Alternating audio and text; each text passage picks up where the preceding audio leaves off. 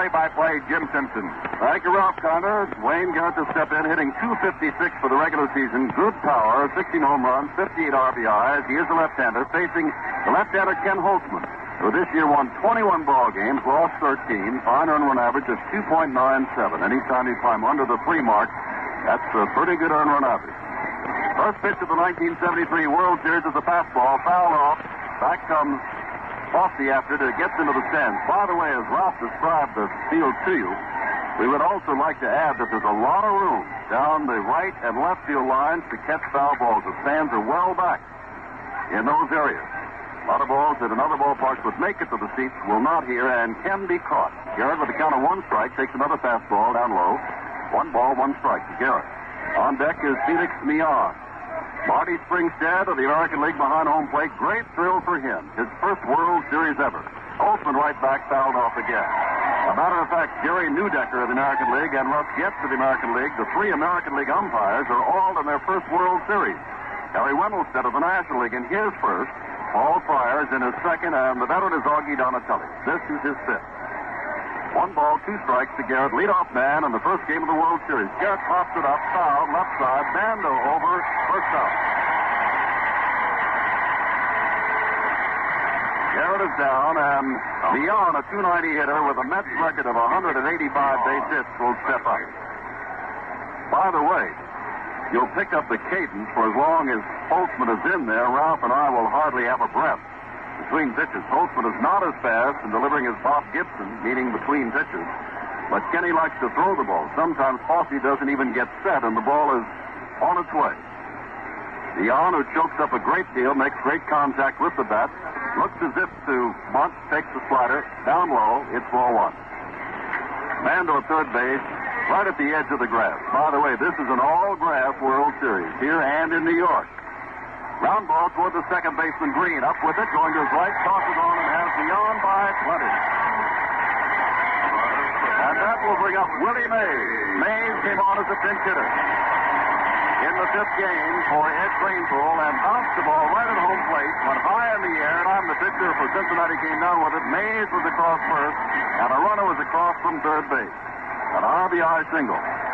Holtzman, as Ralph told you, 4.9 lifetime against the Mets with a 4.21 earned run average, but this is his second year in the American League. Drive down the right field line, but it's foul and is almost caught by a spectator in the front row of the stand.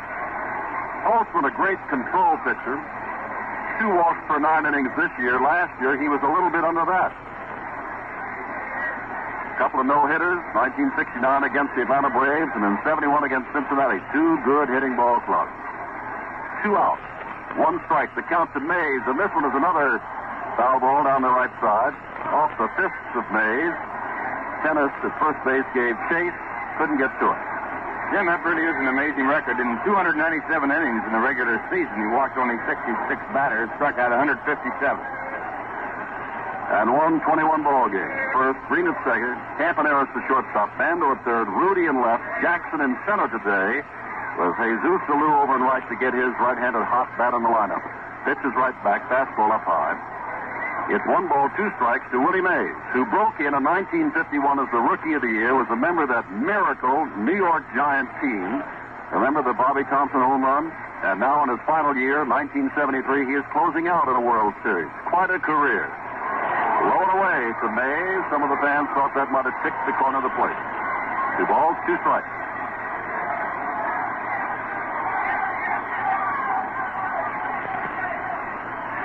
Fido Blue and Jerry Kuzman, tomorrow's pitchers. Today's pitchers, Ken Holtzman and John Matlock. Fastball in under the hands. Mays did not go around. Now they appeal the play, and Marty Springstead looks down to Augie Donatelli at first base. The American National League's cooperating for the World Series. Donatelli said he did not go around. 3-2.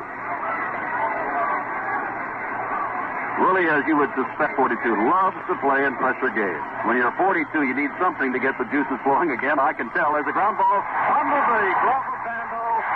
Mays makes the wide, thrown at first base, losing his hat, slipping, sliding, falling down, and gets back to first base.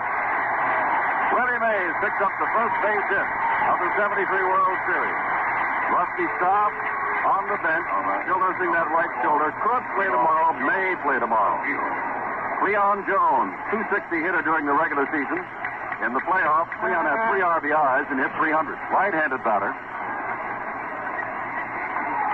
Jones had 11 home runs, but, well, if you can verify this or say that I'm wrong, more known as a line drive hitter and hits to all field. He is a straightaway hitter. He did have 6 home runs in his last 10 games of the regular season, drove in 14 runs. Strike at the knees from Ken Holtzman. Rollie Mays on at first base. 2 down in the top of the first, no score. The Oakland Coliseum is not filled. Many the upper deck down right and left field lines. Ground ball right back to Holtzman. He'll toss on the first base, and they're out of it. No runs, 1 hit, no errors. 1 left. We go to the last of the first inning with no score. Half inning going by the boards, and the Mets coming up with 1 base hit off Holtzman. It was a single to left field by Willie Mays. And now it's the Oakland Ball Club against John Matlack, and once again, here's Jim Simpson. Ralph, Matlack 14-16, had that 2-hit shutout last Sunday, but you watched him through his entire career. What kind of pitcher is he? John is an excellent pitcher. He has outstanding poise. He's very intelligent. He has a fine fastball. He's rated up there with all the hard-throwing left-handers, and he has a good curveball. Nancy Campaneris, 250 on the year, 4 home runs, but he has had 2 home runs in the recent playoff games against Baltimore, one of which won a ball game. Stole 34 bases, 6 of the last 7 years. Before this year, he was a stolen base leader. Lost that title, but he has been an invaluable man for the Oakland Athletics in the field, and if you're going to beat the Oakland Athletics, one way to do it is keep this man off the bases. He bats right-handed. John Matlack, big, tall, 6'3", 200-pound left-hander, throws the first pitch, and it looks like it's sliding. So strike 1. Garrett at third base, in on the edge of the grass, guarding against the bunt of the slow number. Matlack right back, throws, takes something off this, foul off, picked up in the on-deck circle by Joe Rudy, the number 2 batter. Milner at first, beyond at second. Harrelson is the shortstop. Garrett at third. Cleon Jones out in left. Willie Mays in center field. Don Hahn in right. Jerry Grody flashing the signals to John Matlack with a count of 2 strikes to Campy Campaneris. Back with a fastball. Hit out to short left center field. Willie Mays circles under it, but beyond backs up and takes it. The ball really died. It went straight up in the air nearly. Campaneris is an easy out. Joe Rudy. Rudy hit 270, but Joe had all kinds of intestinal problems. Viral this year, and in the early part of the season was not hitting at all. He has come on very strong. 12 home runs, 66 RBIs, and planted firmly in my mind is the picture of Joe Rudy climbing that left field wall in Cincinnati a year ago to make a spectacular catch. The outstanding defensive play of the 1972 World Series. Close stat, Matlack throws, breaking ball, strike 1. We're in the last of the first, 1 out. There is no score. Another game here tomorrow, as Ralph told you, 4:45 Eastern Time, our broadcast time, and then Monday's a travel day, and then we open up with 3 straight night games, if necessary for all 3, at Shea Stadium at 8 o'clock Eastern Time. Back again with a breaking ball inside. 1 ball, 1 strike to Joe Rudy. Paul Pryor, the third baseman, in his third base umpire, in his second World Series appearance, was recalling a story to me about his first one that I'll give you in a moment. Matlack looking for the sign. Is right down the drain. Here's the pitch. Line drive. Caught by Helton. Scotty Helton racing back at second base. And as they say, you can see a little the white showing. He just did get at the tip of his glove. So, one thing about Bud Harrelson, he's not too well known outside of New York. Of course, it's pretty good to be known in New York. He is one of the most outstanding defensive ball players I have ever seen in this game. He has great range, and it was shown right there as he went on that looping liner out in on the outfield grass. Here is Sal Bando, 288 during the regular season, 29 home runs and 97 RBIs, and that's ball 1. The Pryor story very quickly. He was to umpire behind the plate in the 6th game up in Boston. His clothes didn't arrive, and he was the biggest man, so he's wearing Umont's pants, which were too small, someone else's shoes, which were too small. Ground ball foul.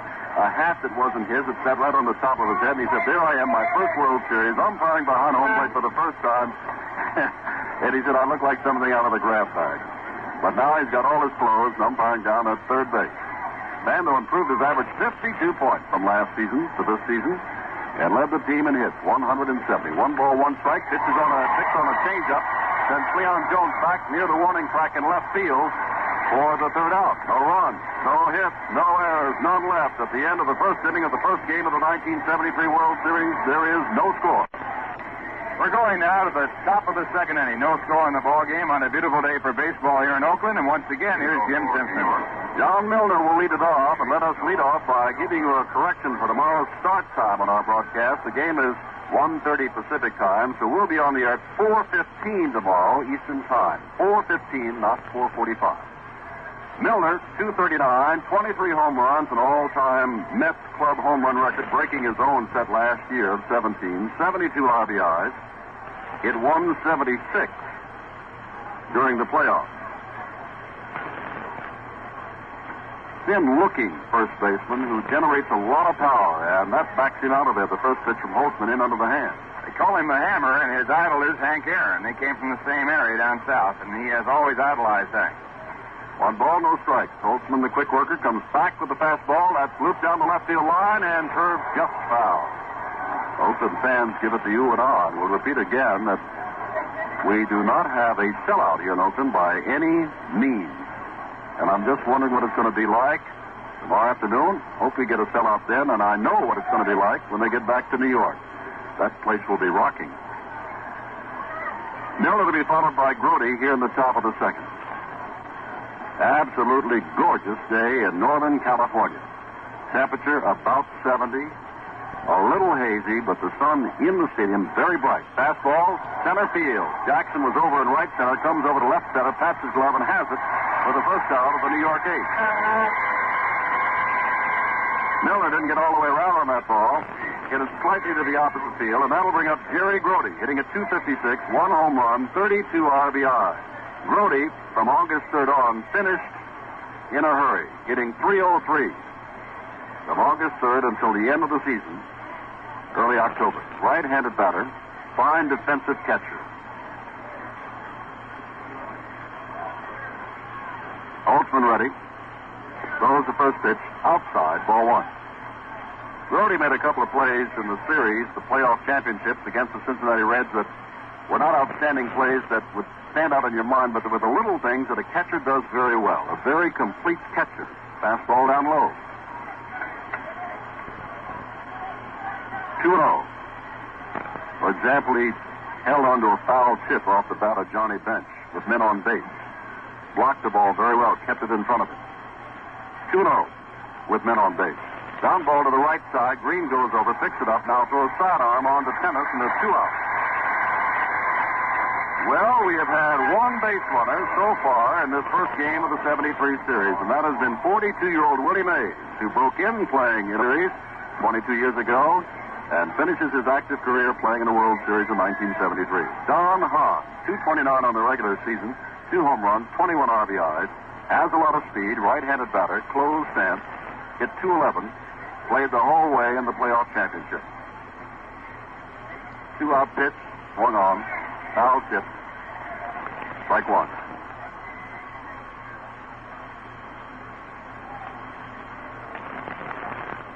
Well, in another inning, half inning or so, Kenny Holtzman is going to get only his second chance to bat in the 1973 season. He did bat once during the regular season. Foul tipped again, hung on to by Fossey the catcher, and it's strike 2. The one time that Ken Holtzman batted, he drew a walk. And wouldn't you know it, the one time the complete man, Catfish Hunter, was a good fielding pitcher, a good pitcher, and a good hitter. The one time he batted, he singled sharply. 2-strike pitch inside, backs him out. 1 ball, 2 strikes. No score with 2 out in the top of the second. New York Mets, the amazing story of the 73 season, as they were in 1969. And the Oakland A's repeating in the World Series. Takes something off this and strikes him out looking. A change. Gets Don Hahn looking. No runs, hits or errors, none left. To the last of the second we go with no score.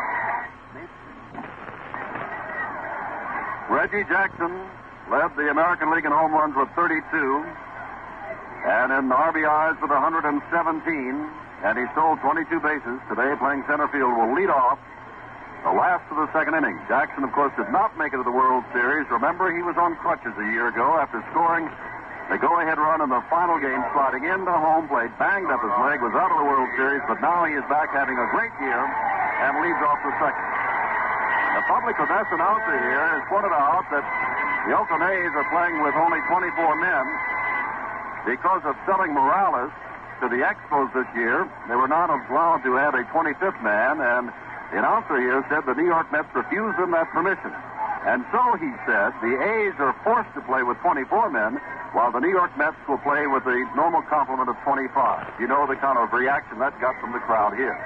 Left-hander Matlack throws the breaking pitch to Jackson, hits the outside corner, strike one.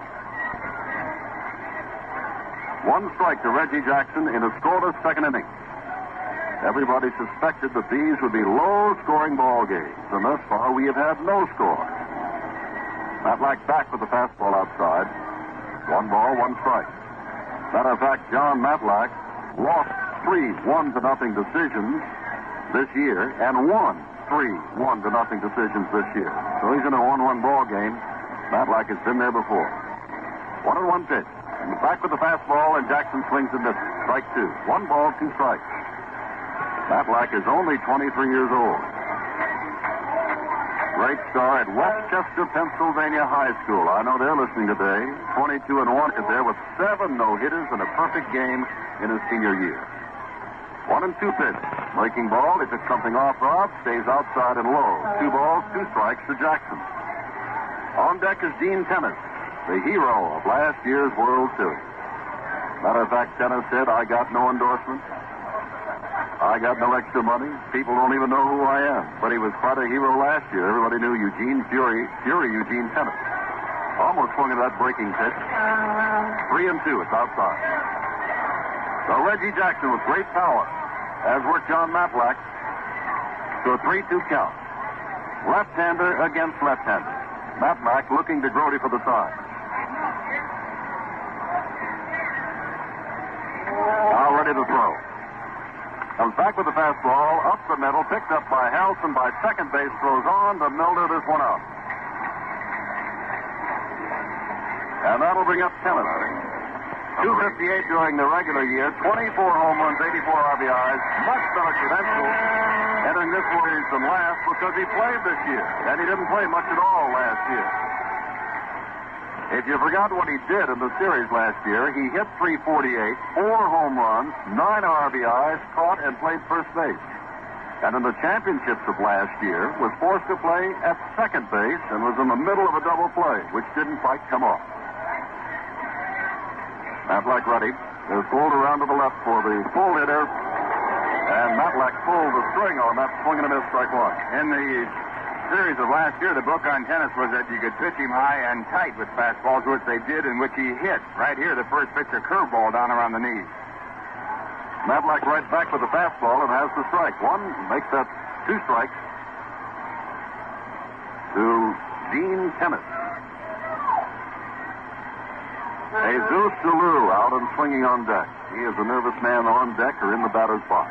Always moving, grabbing his feet, leaning over, crouching down. Matlack throws another pitch, and Tennis swings and misses and strikes out. Now, each pitcher has 1 strikeout. There's been 1 base runner. Willie Mays singled in the top of the first inning. Alou hitting .306, 1 home run, 11 RBI.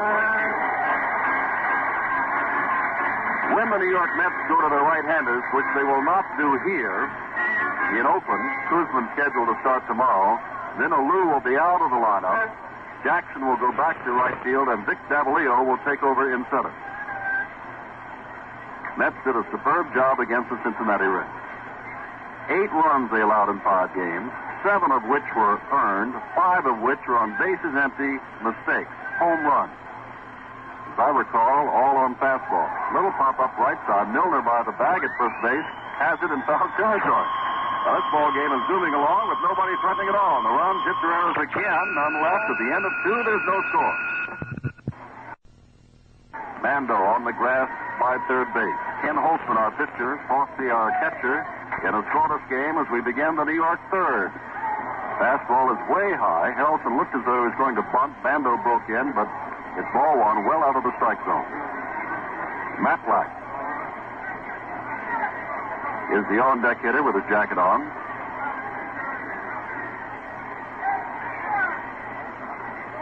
1-0 the count, back with a pitch inside. 2-0. Harrelson looks down to Eddie Oates, coaching at third base, and happy birthday to you, Ed. 47 years old today. He's in fine shape. Aiming the pitch this time. Holtzman misses, and it's 3-0. So here he is with the number 8 batter in the lineup. And he's going to 3-0 on Harrelson with Matlack, the pitcher. Due up. Now he misses on ball 4. 4 straight pitches. Now that is very unusual for Ken Holtzman. Number 1, he seldom loses a number 8 batter that way, and number 2, he seldom walks anybody. Little 8 batter. That'll bring up Matlack. See if the John is up there with one thing in mind. Yogi plays a fairly straight ball game. He seldom deviates from patterns that are normally followed. He'll be sacrificing here with Matlack, we'd have to believe. Bando now in a step or two on the grass and is beginning to creep even more. Now, in situations like this, breaking in from second base is Dick Green. They will do all kinds of things, Ralph. They will put on all kinds of trick plays. The Oakland A's with men on base. They'll do pickoffs. They'll send infielders that you would normally expect to go one way to a bag in an entirely different direction, trying to catch you off balance. That time they're breaking in Green. Now the first baseman is breaking in. Fielded by Holtzman on the bunt. He throws to Green, covering first base. I'd like to point out, Jim, there's one thing you can do to break up that kind of action is take the pitch, and that's exactly what Matlack was doing, because it takes the element of surprise away. And if you take that pitch, then they have to do it some other way or all over again. Well, Harrelson, of course, has advanced to second base on the sacrifice by Matlack, and that brings up Wayne Garrett. Holtzman got him swinging at a change in the first inning, and he fouled out to Bando at third base. They've got no score. And for the first time, we have a man all the way to second base in the scoreless ball game. That's Harrelson, who can run. Bando maybe a step in front of the bag at third, swing and a miss to the high pitch. Strike one. They play Garrett around to the right for him to pull the baseball. No runs, 1 hit, no errors for New York. No runs, no hits, no errors for Oakland in game 1 of the 73 series. Garrett waits, pitch is inside, and it's 1 ball, 1 strike. On deck is Felix Millan, a man who nearly always gets a piece of the ball. So they've got a couple of shots at driving in Bud Harrelson. Bando's backed up perhaps a step at third base now. Holtzman's ready, picks on an inside pitch well around in front of it and fouls it off to the reach. 1 ball, 2 strikes. Rusty Staub not playing today. That near shoulder separation has kept him out. Bill North of Oakland not playing today, in that he is still not fully recovered from that sprained ankle.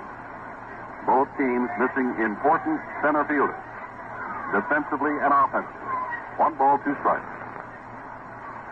Harrelson with pretty good leadoff at second base. Holtzman with a long stare now with a man at second. Normally he works very quickly. Now ready and takes something off this pitch, bounds in the dirt. Fosse keeps it in front of him. Harrelson has to stand right there by second base. 2-2.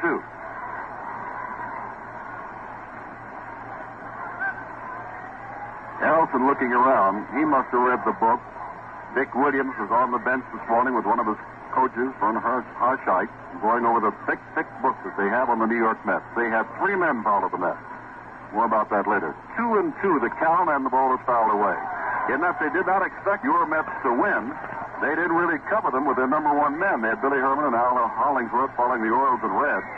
And then when you folks began to creep up, they were using part-time men to follow them. When Sherm Lawler got through with his team down in Tucson, they assigned Lawler to watch the Mets, so they got 3 different scouting reports. And I bet they're all different. 2-2. Harrelson at second. 1 out. Top of the third. Holtzman is ready and throws in under the half.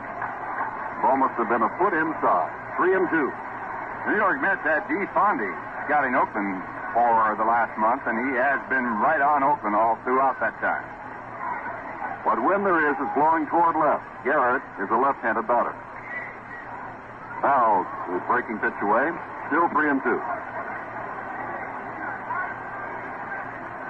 Oakland fans here anticipating that perhaps this scoreless deadlock will be broken the wrong way for them. Elson leads off at second. Holtzman much more careful with a man in scoring position. Going into Fossey, looking back at second. Now pitches, and the ball is popped up. Right side.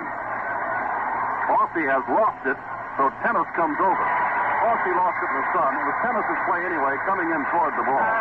And Tennis takes it in foul territory. So there are 2 out. Harrelson still at second base, and Millan, who grounded the green last time up, coming up. Millan and the big trade with the Atlanta Braves coming over to the New York Mets. Atlanta made quite a few changes last year, pulling trades with New York and with Baltimore. And there are those who suspect they will make some changes this year, especially looking for pitching. 2 out now. Harrelson still stationed at second. Holtzman fires a fastball. Strike. Holtzman likes to fiddle around with his fastball in that he will throw hard, harder, and harder. He can take something off that without it being a change. It's just a different degree of a fastball. Strike 1 pitch is another one. Foul to the street. Strike 2 to Millan, and Holtzman has gone right to work on Millan, challenging him with 2 fastballs down the middle. They're playing Felix. Jackson, after that scouting report, is playing him as though he were a dead full left-handed hitter. He has swung way around in right center field. And all of the outfielders are in close for Millan, who had only 3 home runs all year long. Pitch is up high, another fastball. And it's 1 ball, 2 strikes. Now Fossey comes out. Maybe his signals were crossed up there with Ken Holtzman. Talks things over with Holtzman standing in front of the mound. Marty Springstead takes this time. Wipe off home plate. 1-2 the count. 2 out.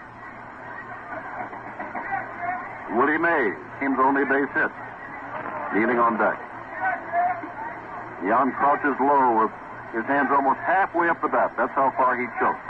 Ball is foul down the right field line. Will be well back into the seat. Still 1-2. Millan seldom strikes out. The way he chokes up on that bat, he's going to get the bat on the ball somehow, some way.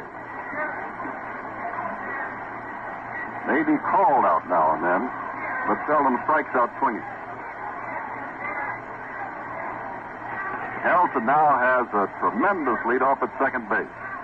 Ball is grounded toward Bando, takes it on the first big hop, throws to first base. Dennis had to jump high in the air, came down on the bag for the out. Bando almost threw it away. No runs, no hits, no errors, 1 left. They go to the last of the third, no score. Back at Oakland, California, Jim Simpson with Ralph Kiner. Last of the third, no score. Catcher Ray Fossey leads it off. Right-handed batter, Matlack throws, fastball, popped up right side. Milner goes over to foul territory. A lot of room there. And backs up and takes it over his head. Milner tracks down the first pitch foul of Ray Fossey, and there's 1 out in the third. That'll bring up Dick Green.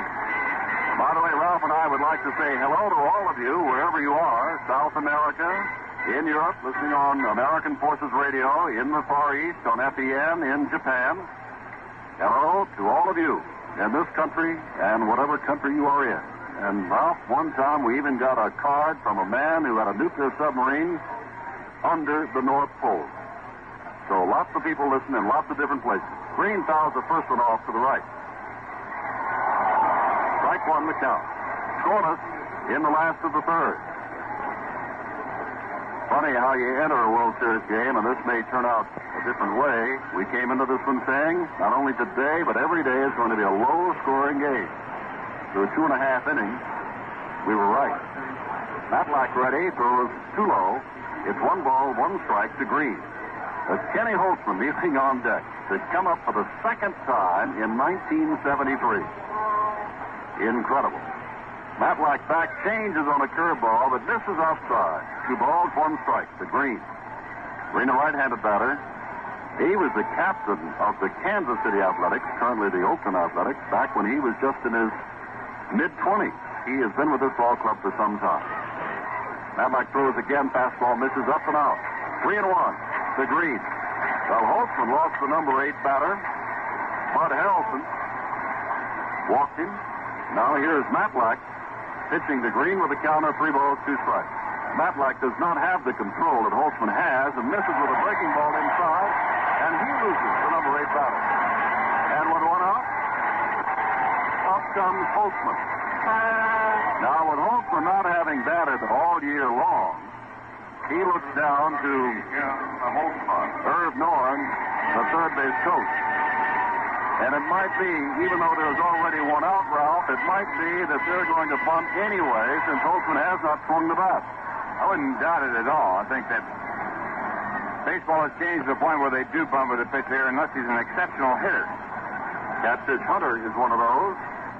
For Oakland, Kenny Holtzman is not. Has 1 career home run. Squares around the bunt and pops it up foul. Talking with Dick Williams on the bench before the game about his pitchers and about hitting, he said, well, we've had some people working with them. Holtzman said, gee, I wish we'd run it up in 4 so I could have taken more batting practice. But Williams said the first thing we working with and have been working them on is bunting. Bunting, and that is what he is up there to do right now. Fouled the first one off, but Matlack pitched him high there, which is what you want to do in a bunting situation, to make him pop it up. This one is down low. Down to second base goes Green. The throw is waiting for him. He's out. Holtzman missed the bunt completely. The ball was lost by Grody. Holtzman never moved out of the way of Grody. Grody had to come around him, and Green was off and running and is thrown out. Grody has numbers in the National League, and also Fossey, the Oakland catcher, is well noted for his arm. Well, now Ken Holtzman, there's nobody on, and 2 out, and with a count of 1-1, we'll see you swing the bat. World Series play. Changed on a curveball. Strike 2. Drops right over. 1 ball, 2 strikes.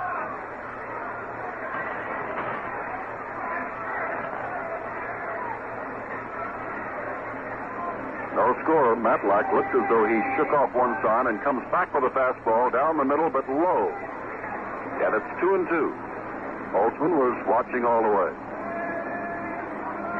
Funny when a pitcher comes up in a World Series and you can say he's been up 1 time all year and he walked. 2-2. Matlack ready and throws the fastball. It is outside. And he has gone to 3-2 on the pitcher Holtzman,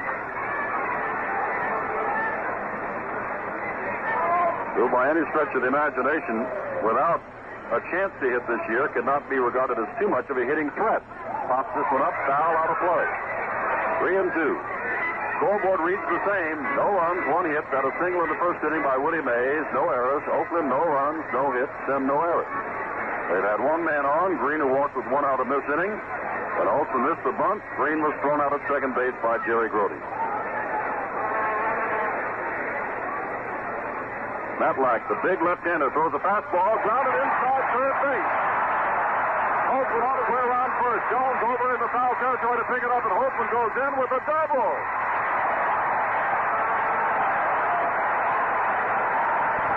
Goes to show you, Ralph Connor, when you make the pitch too good to anybody, you can get in trouble.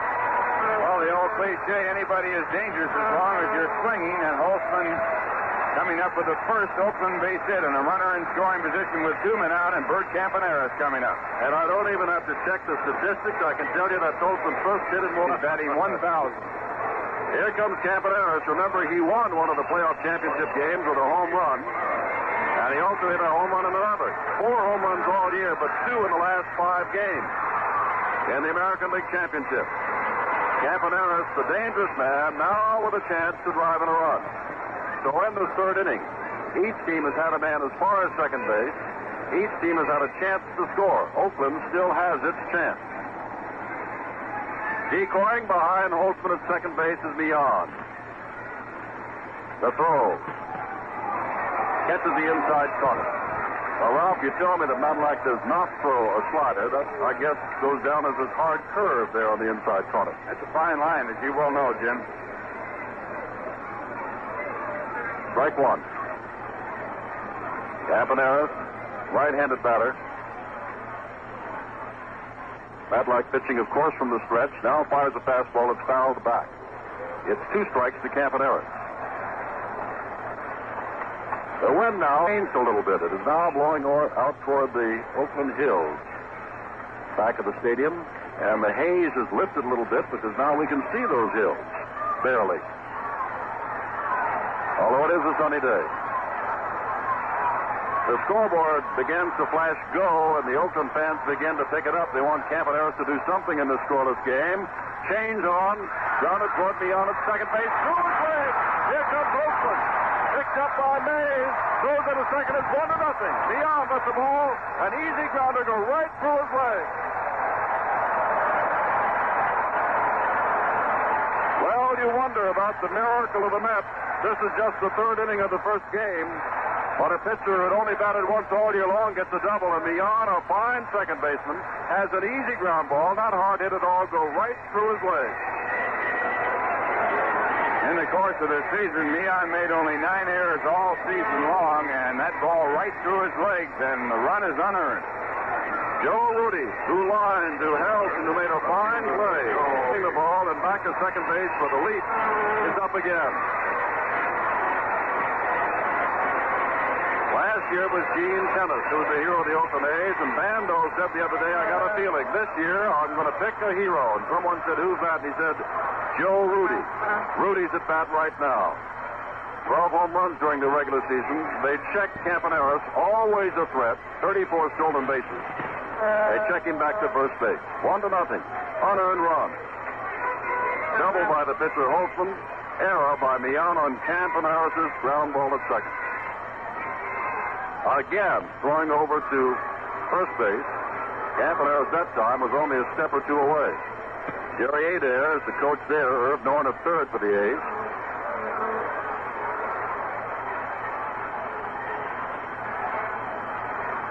Rudy steps back in. Campaneris leads away at first. Matlack from the stretch. Campaneris is not going. He's bluffed back, and then Matlack sends a slow curve over the plate for a strike. First, Campaneris has not run with Matlack the pitcher before, and the move that Matlack made was so good he was coming home. Campaneris was going back to first base. 1 strike to count to Rudy. Good lead now by Campaneris. And now they are checking over there, and Campaneris gets back, and Matlack made that throw a little high. Oakland fans love to see that. Rudy remains in the box. Campaneris leans away. 4 or 5 steps away from the bag. There he goes. Rudy fouls it off. Campaneris will have to come back. Campaneris had a great jump on John Matlack that time, but Rudy was swinging all the way, and it's 2 strikes. Campaneris walks slowly back to first base. Rudy steps out. Matlack steps off the mound. Last year, the A's, who won the World Series, lost 2 of their 3 games that they played here in Oakland. They won 3 out of 4 at Cincinnati.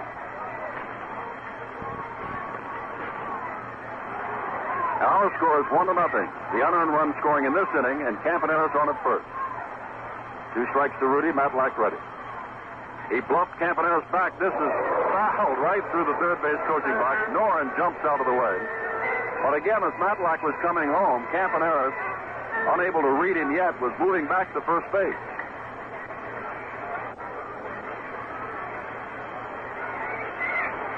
But I'm sure that Campaneris over at first base is studying John Matlack, the pitcher, very intently. As you and I know, about 90% of all stolen bases, or even more, are stolen off the pitcher, not off the catcher. 2 strikes. Campaneris is leaning towards second base. Matlack is looking. They picked him off with a high throw to Milner, and he didn't face. They had him picked off. Matlack threw very high to Milner, who did well to haul it in, and Campaneris goes down to second base.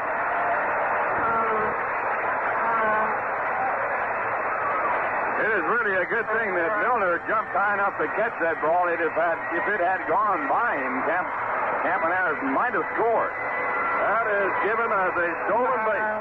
Cappy Campaneris. Well, even that time, as we said, Campaneris misread him. And yet got away with it. Now Rudy with a count still of 2 strikes. But more importantly, Campaneris is now down in scoring position. Matlack turns around and walks off the rubber right toward it to bluff him back. Campaneris with speed and with 2 outs will be going on anything that Rudy hits. The 2-strike pitch is inside. Looks like that hard curve again. 1 ball, 2 strikes. Matlack has already allowed more runs in this ball game than he did against Cincinnati last Sunday, but the big difference here is the run that he allowed is unearned. He should be out of this inning.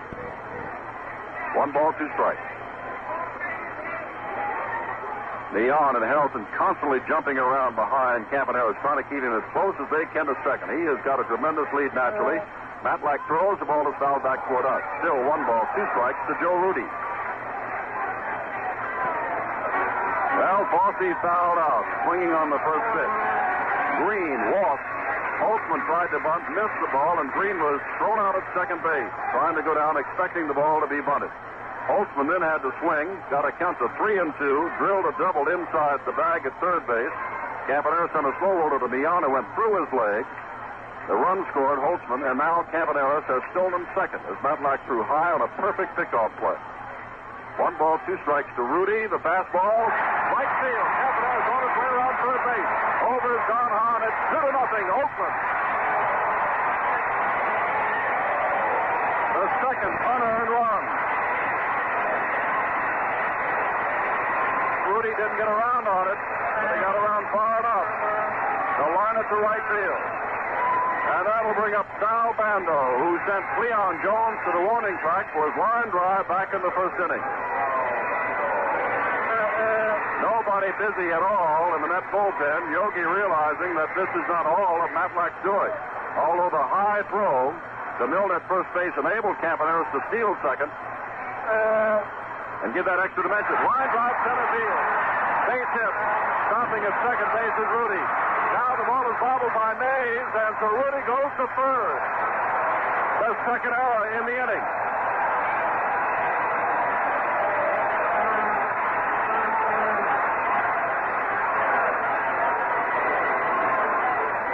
Runners at first and third, and very quickly we're going to get some activity in the bullpen. For the New York Mets, Rube Walker is coming out, the pitching coach. Now crossing the first base. Harry Parker warming up rather quickly. A right-hander who saw action in those playoff games. 2-0 to score, both runs unearned. But someone asked Yogi Berra yesterday, who do you think is going to win the series? And Yogi's answer was, whatever team gets the most runs. He didn't say whatever team gets the most earned or unearned runs. For both runs unearned. But someone asked Yogi Berra yesterday, who do you think is going to win the series? And Yogi's answer was, whatever team gets the most runs. He didn't say whatever team gets the most earned or unearned runs. And all runs count. It's 2-0. And now, Reggie Jackson, the biggest man in the Oakland lineup, is up. 32 home runs, 117 RBIs. He worked Matlack to a 3-2 count of the second inning and grounded to Helton at short. Rudy at third, Bando on at first. Matlack ready, left-hander to left-hander. Throw, and the pitch is up high. Ball 1. Milner holding. Bando on at first base. Garrett wide at third, and Rudy down the line at third, the base runner.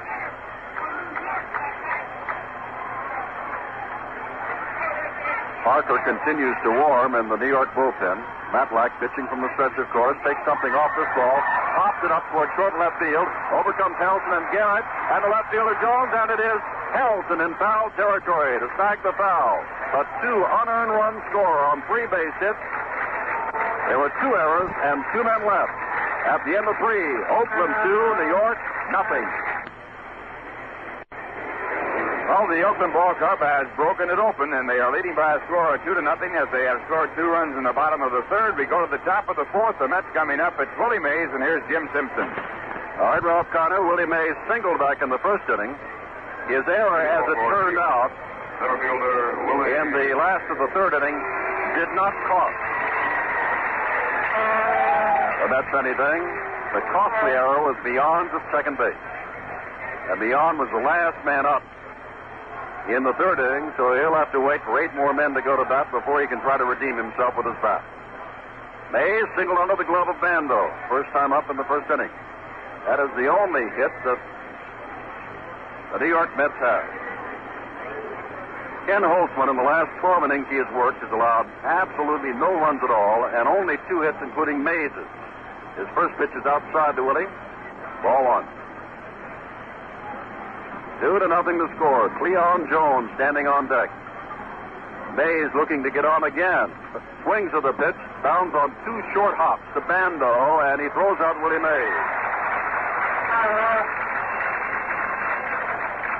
And the days that you used to see Willie Mays streak to first base are no more. Still does pretty good time to first for 42 years of age. Here's Cleon Jones. Well, the game is going to miss him, although Willie's going to stay around the game of baseball. Says it's just his life. That's all. Just my life. Game has been good to him, and oh, how good he has been to the game of baseball. Cleon Jones hit a sharp comebacker right to Holtzman, was thrown out to end the 1st inning for the New York Mets. Mets trailed by 2. We're in the 4th. 1 out. First pitch is on the outside corner to the right-handed Jones. Strike 1. Holtzman just likes to look, get a sign, and go to work. Here he comes right back, changes on this one. This ball is hit out into the alley and left center field. Jackson back, Rudy back. It falls between them. Bounds off the wall. Jones goes into second base with a stand-up double. And the Mets are back in business, just like that. Long double about 390 feet away on 1 hop off the wall. And that'll bring up John Milner, the left-handed hitting first baseman with those 23 home runs during the regular season. Means, of course, that one swing of Milner's bat and this ball game would be even Steven again. It's only 3:30 down that right field line. What wind there is blowing out. Rollie is on deck. Holtzman now will slow the tempo down quite a bit, as he did with Harrelson at second base in the 3rd inning. Fastball, line drive. On comes Jackson in center field. Around third base comes Jones. Jackson is going to throw way offline home, and it goes over the catcher and down to second base. On the throw goes Milner. He can't go on to third, so the high throw doesn't get him another base. But it's 2-1, and the Mets have the tying run down at second base. Holtzman staked a 2-run lead in the last of the 3rd. Gives back one of them with back-to-back hits here in the 4th with 1 out. With Milner singling to center and going to second on the throw. Now, after 12 innings, we just said that, Ralph. Holtzman allowed no runs. He's allowed 1. And so now the Oakland bullpen will go to work as Grote steps up. Jerry Grote, we told you last time he was up, has been a hot hitter since August the 3rd, hitting over 300. Horacio Pena, one of the 2 men throwing in the bullpen.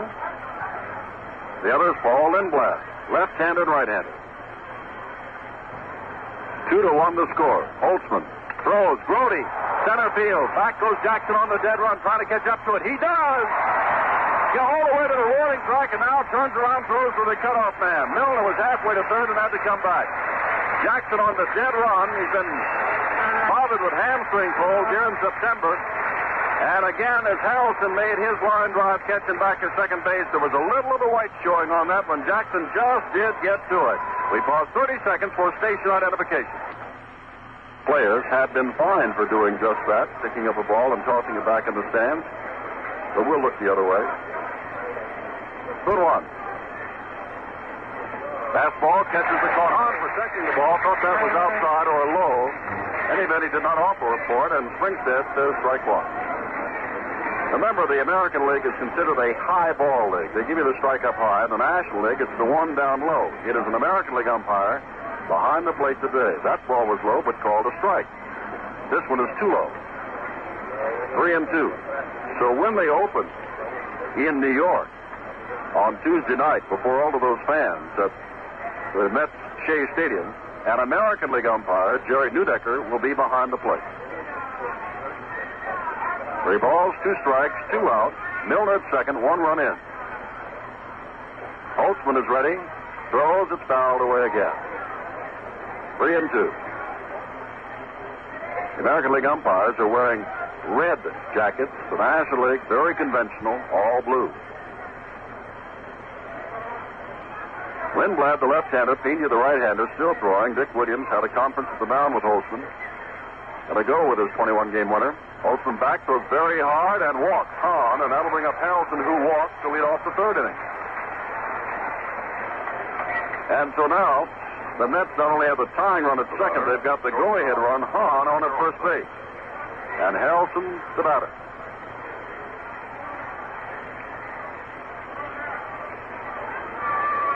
Don Hahn worked to count the 3-2, fouled one off, and then took ball 4. Matlack is out and on deck. Must be feeling a little bit better now. His team was within a run after giving up those 2 unearned runs. Strike on the outside corner from Holtzman. Harrelson watched it all the way. The upper right field stands, the upper left field stands down the line near the foul poles, far from being filled. The strike 1 pitch, fastball, lined foul, into the seats, down to the right. Instead of having ball boys here, we have lovely blondes and yellow blouses and, what would you call it, tawny blonde hair down their backs, seated along the first base line and third base line. Holtzman ahead of Harrelson, 0-2. Now comes back with the pitch too high, 1 ball, 2 strikes.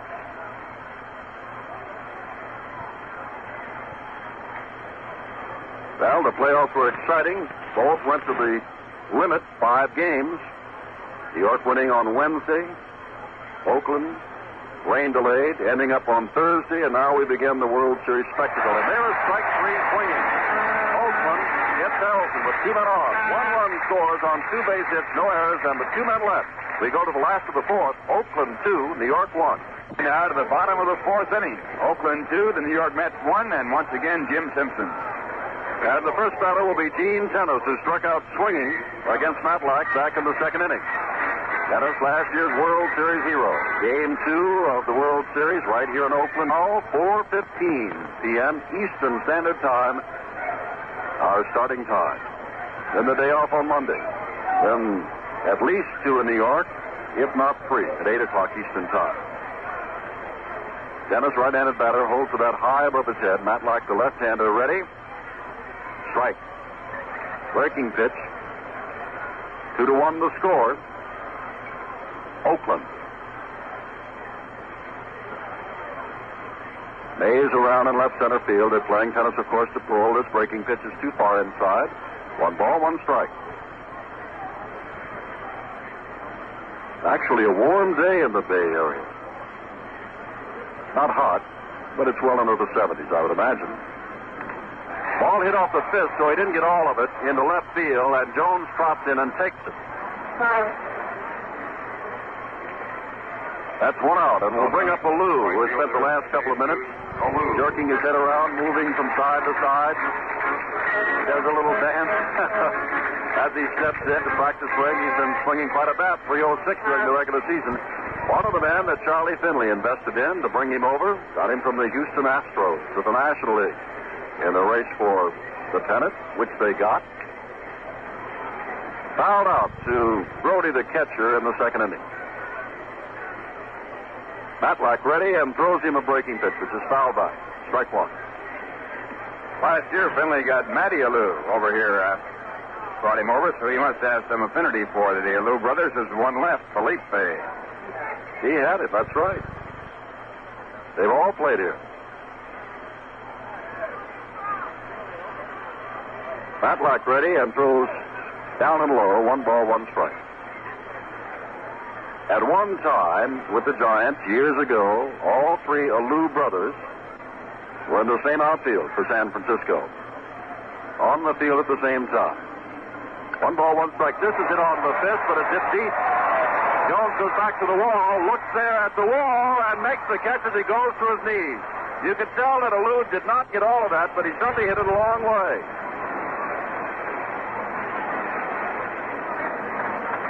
Leon Jones actually misplayed the ball a little bit. He got back against the wall and hit the fence, and the ball dropped in closer on the warning track, and he had to go to his knees to make the catch just off the ground. Well, both the balls, Ralph, correct me if I'm wrong, by Tennis and Alou looked like they were hit off the fist. They started out like it was something, but neither one of them quite got it all. No doubt about that.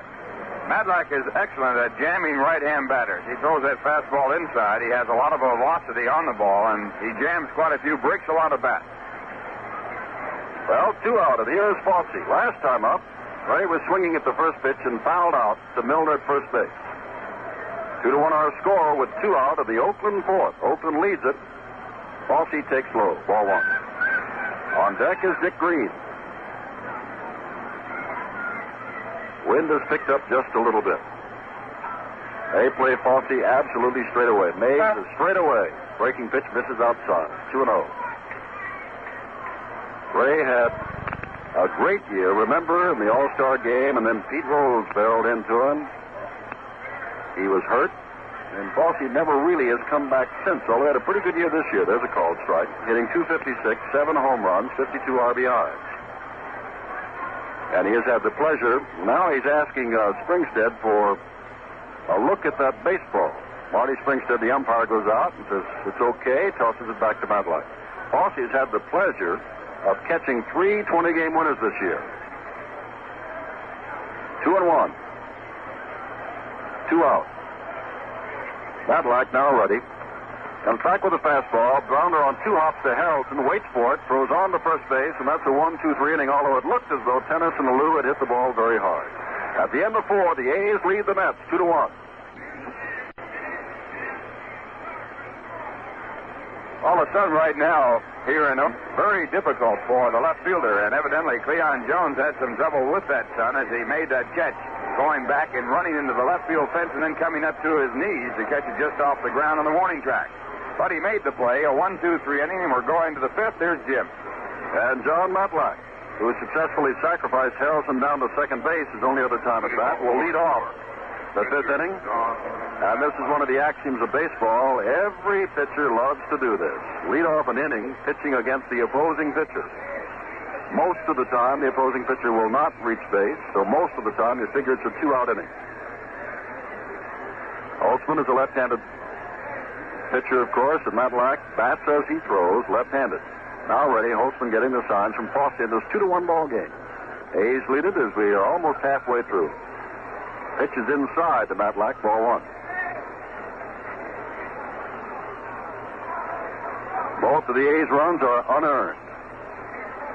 Back with a fastball outside, misses 2-0. Well, here's Holtzman working on the other pitcher again, and it's 2-0. Matlack gave up a double to Holtzman in the 3rd. Holtzman scored the first run. Now throws way high and inside. Ken Holtzman has simply thrown. When he walked Harrelson in the 3rd inning, now quickly Wes Stock, the pitching coach, is running out. When he walked Harrelson in the 3rd inning, Ralph, he walked him on 4 pitches. So Wes Stock is out there now to, obviously he has seen something that he wants Ken Holtzman to do, or not to. Rollie Fingers has become the right-hander in the bullpen down there now, along with Darold Knowles. They are their 2 aces. Lindblad and Pena have taken a seat, and Wes Stock now trots back across the baseline, heading for the A's dugout, which in Oakland is down the 3rd base side, which means that down the 1st base side, if you're a New York Met, the sun is going to get around and into your face if the day gets long enough. But that's standard operating procedure. The home team takes the shady dugout. Now 3-0, and there's a strike. 3 balls, 1 strike to Matlack, the leadoff batter in the 5th inning. Wayne Garrett, who leads off the New York Met batting order, stands on deck. Strike 2. Holtzman comes right back. 3 balls, 2 strikes. They're playing Matlack to hit it the other way and playing him very short. Comes back again, and he fouls it off. Back to home plate, 3-2. Vida Blue, another left-hander to go tomorrow for the Oakland A's. Jerry Kuzman, another left-hander for the New York Mets tomorrow. 3 balls, 2 strikes. And there's a foul tip that Fossey can't hold on to, and it looks as though it might have gone off his foot as he limps around. Still 3-2. For those of you who may just have joined us, Rusty Staub took batting practice today. A little bit of pain. Doctor said he could play him today, and Willie Mays, who has a base hit in 2 attempts, is filling in for him in the outfield. High pitch from Holtzman. He has lost the pitcher. He has put the tying run to the pitcher on first base with none out. And Holtzman, averaging only 2 walks per 9 innings, has walked the leadoff batter in the 3rd, he walked the man in the 4th, and he walked the leadoff batter, the pitcher, in the 5th. And that'll bring up Garrett, who twice has fouled out. Once to third base, once to first base. Infield, Kenneth at first base, of course, just a little bit behind the bag since Garrett is a left-handed batter. He's not holding. Garrett bunts, pops up, throw to first base, double play. Well, there's a perfect pitch. When you're trying to bunt a high fastball, very difficult to get down on the ground well. He popped it right up, and Holtzman doubled off Matlack at first. Under normal conditions, Wayne Garrett, an excellent bunter. Right here, the double play pulled off, and now 2 men away, the batter coming up, Felix Millan. And here's Millan. He is grounded out the 2nd and the 3rd. Felix Millan. And you know what he's thinking of? He was hoping that sacrifice would work in this 2-1 ball game because of Millan's error that allowed 2 runs unearned to score in the Oakland 3rd inning. And Felix would love to have a chance to drive in the tying run. Can't do that now. Let's see, it's a home run, but at least he can try to get on base. This is the time that an infielder likes to redeem himself. Fossey walks out, Bando walks over, Millan walks back and uses the rag to make his hands a little bit stickier to get a good choked up grip on that bat. Chokes it nearly halfway. At the top of the 5th with 2 out and Millan now ready. Both Lindblad and Knowles continue to throw. Holtzman throws high, ball 1. Bando, suspecting that Millan might be trying to bunt his way on, was breaking in toward home plate. And there's another high pitch. 2-0. Very unusual. We don't mean to keep saying this, but Holtzman is a control pitcher. And he's having trouble with his control. And most importantly, his pitches are up high. Drive, left field. Back goes Rudy, glasses down, turns, circles. They have lost it now, puts up one hand. He did lose it. He falls down. Millan is on his way to second base. Going toward third base, the throw to the cutoff man. And Campaneris runs it in. He's in at third. Rudy turned left and right and left and right and lost the ball. There's no doubt, Jim, that the sun is causing a lot of difficulty for the left fielder because he turned around here, made the spin, as you call it, and it appeared like he never really saw the ball. It made a couple of adjusting steps at the last second, but couldn't get back to it. That is a triple all the way. The left field. Rudy really had trouble. And now, for those of you who like drama with your baseball, here is 42-year-old Willie Mays filling in for young Rusty Staub. Willie Mays comes up with 2 out in a World Series game and a tying run at third base. Mays steps in. Holtzman is ready. Up high. Fastball. Ball 1. Don't get me wrong. Millan's ball was a hard-hit line drive, but had Rudy gotten the proper jump on it, been able to see the ball, he could have raced toward the warning track and hauled it in there. As it was, he sprawled flat on his face with the ball bounding away from him. 1-0 pitch, another fastball, and it hits the corner. 1 ball, 1 strike. Oakland 2, New York 1, tying run at third base with 2 out. Game 1. Cleon Jones on deck. Holtzman looking for a sign from Ray Fosse. Now ready to throw. Up high again. It's 2-1. And Fosse now goes out to talk to Holtzman. He says, Ralph, that he got from his scouts is if you beat them once, look out, they'll come back twice as hard the next time. If you go out in front of them, don't relax with your lead because they battle back. Mays waits with a 2-1 count. Holtzman ready. Pitching with a windup and misses outside. It's 3-1.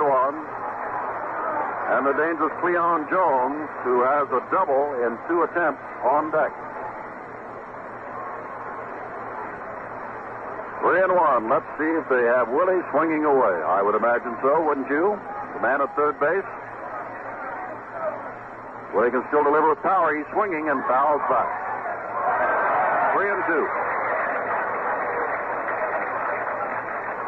Now it is Fingers. Knowles is just standing in the bullpen, not throwing. It is Fingers, since Jones is due up, that is doing most of the warming up. Now Knowles resumes his warm-up. Fingers the right-hander, Knowles the left-hander. His waits on 3-2 with 2 outs. Holtzman comes in with a fastball, hit out toward right field. Not deep at all. The Lou is over there. No sun problems there. Backs on the ball and has it. And Holtzman and the A's are out of it. No runs. 1 hit. No errors. And 1 man left standing at third base, Felix Leon. They go to the last of the 5th with a score of Oakland 2, New York 1. We're about ready to go to the last of the 5th inning, in which Green, Holtzman, and Campaneris are scheduled in that order. Walking out now is Dick Green. And this is Jim Simpson, along with Ralph Connor, speaking from Oakland, California, on a delightfully sunny day at a very exciting ball game in which the Oakland A's lead the New York Mets. A's have 2 runs, both unearned, and the Mets have 1. The starting pitchers, Matlack and Holtzman, are still in there. Matlack will now pitch to Dick Green, and now ready for the play-by-play is Ralph Connor. Thank you very much, Jim Simpson, and hi, everyone. Dick Green walked in a 3-1 pitch his first time to start off a 2-run rally for Oakland in the 3rd when they broke the deadlock. And the first pitch is called a ball. Time called. The home plate umpire, Marty Springstead, wants to check the ball out. Green batted .260 in the regular season. He had 3 home runs, 42 runs batted in. He has been credited with one of the longest home runs hit in this ballpark, hitting the wall in back of the bleachers in left center field. Now the pitch by Matlack. It is swung on and fouled away. Fastball fouled off. 1 ball and 1 chance. 1 strike. Matlack has given up 2 unearned runs, 3 hits. They all came in the 3rd. He has struck out 1 batter and walked 1. Matlack in the regular season won 14, lost 16. He had 34 starts. And the left-hander's next pitch. It is again fouled away. Back into the stands, again a fastball. 1 ball and 2 strikes. John pitched 3 shutouts. All 3 were 1-0 ball games. Worked 242 innings, gave up 210 hits, walked 99, struck out 205.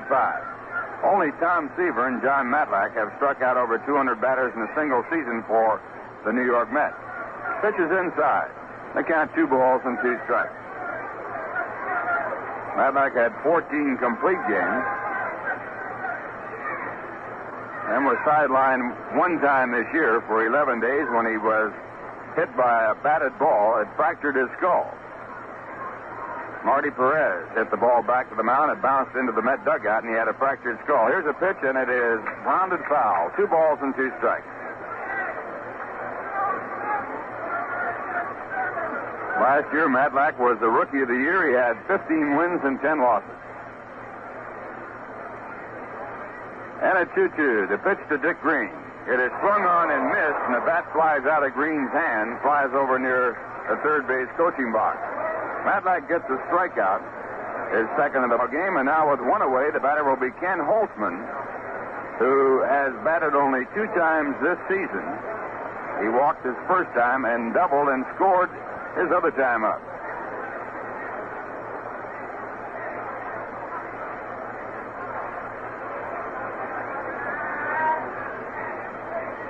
Angel Mangel is in the on-deck circle. There might be a possibility of a pinch hitter for Ken Holtzman. Angel Mangel is going to pinch hit for Ken Holtzman. So that is all for Ken as he works 5 innings in this ball game. Fingers is throwing in the bullpen for the A's. In the playoffs, Mangel had an average of 111. He had 1 base hit and 9 times up.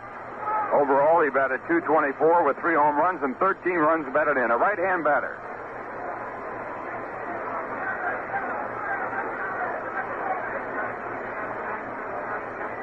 And the first pitch to Mangel is taken in for a called strike. Mets playing about straight away. Garrett, the third baseman, even with the bag at third. And John Matlack into the windup, the 1-strike delivery. It is hit hard foul down the first base side. So they count it strike 2.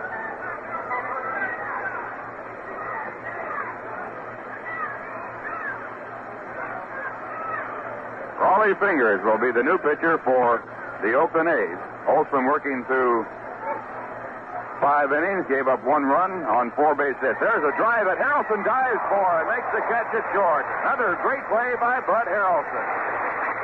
Line drive to Harrelson's right. He had to make a diving catch of the line drive and then went down to his knees. He pulled off of it. Another great play in the ballgame on Joe Rudy in the first inning when he went the other way to his left side. So 2 men away, and the batter coming up is Bert Campaneris. Campaneris is 0 for 2. He has popped the second. He was safe on an error by Eastman in the third. That opened the gates for 2 unearned runs for the Oakland team. Campaneris choking it from the bat about 2 inches, the right-hand batter, and the first pitch is taken low at the ball.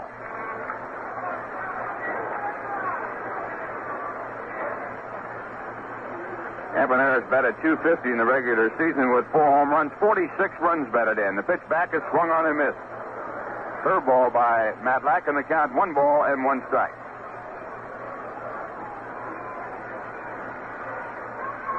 The A's against left-hand pitching, 127 and lost 22 in the regular season. 1-1 delivery. It is swung on and missed. Again, the breaking pitch, and the count 1 ball and 2 strikes. The Mets against left-handers, 123 and lost 27. The A's switching from the left-hander to bring in Rollie Fingers. Take over for Ken Holtzman. And the 1-2 pitch. It is a check swing foul ball, grounded off to the first base side. So the count holds at 1 ball and 2 strikes.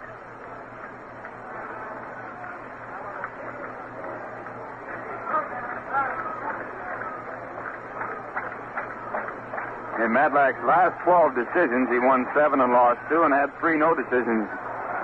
And again, there's a swing and a foul tip into the glove of Jerry Grody, and Matlack strikes out his third man, got him with a high fastball, and the side is retired in order. And the score, at the end of 5, it's Oakland 2, the New York Mets 1.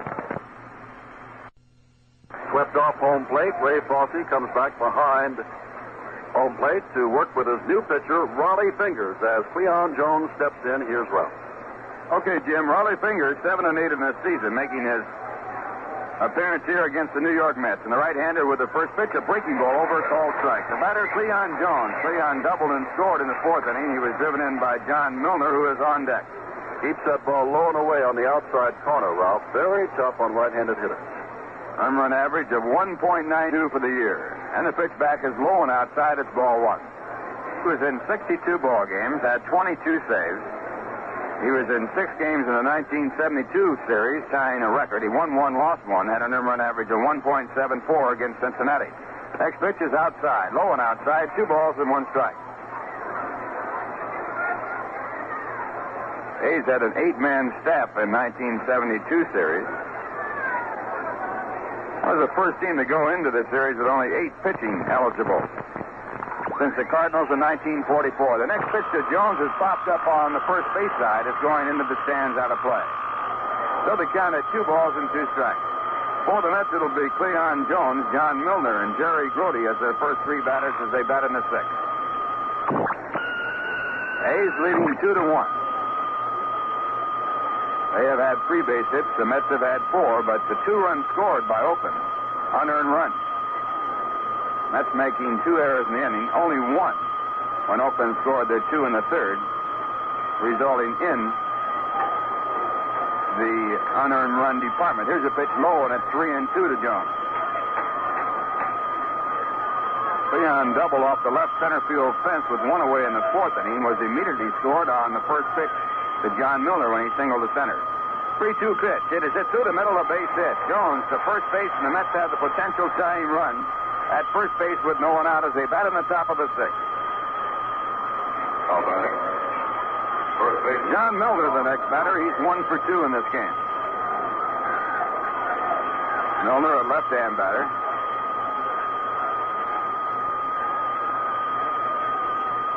Leon has good speed, the runner at first base, but he does not steal many bases. The Mets only had 27 stolen bases in 45 attempts in the regular season. Rollie fingers the right-hander to the set position. And the first pitch to Milner, it's a fastball inside a ball. Right away, you know the scouting report on pitch by Fingers. It was inside. Report being that John can be pitched to inside on the inside corner with fast stuff. He has the club record for home runs by a left-hand batter for a New York Met at 23. Frank Thomas holds the overall record at 34. There's a fastball back on the inside corner, swung on and fouled. 1 ball and 1 strike.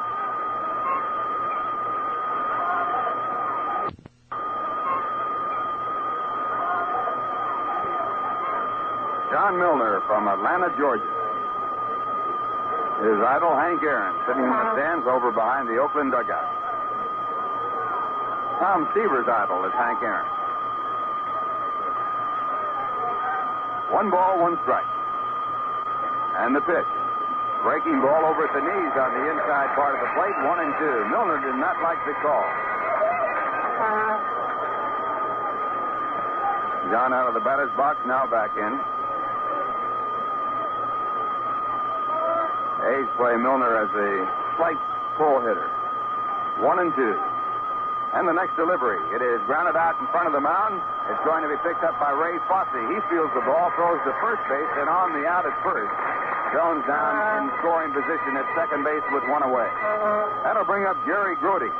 He was robbed of an extra base hit and a run batted in on a fantastic play by Reggie Jackson back in the fourth inning. A drive to deep left center field that Jackson actually outran and caught going away from the infield.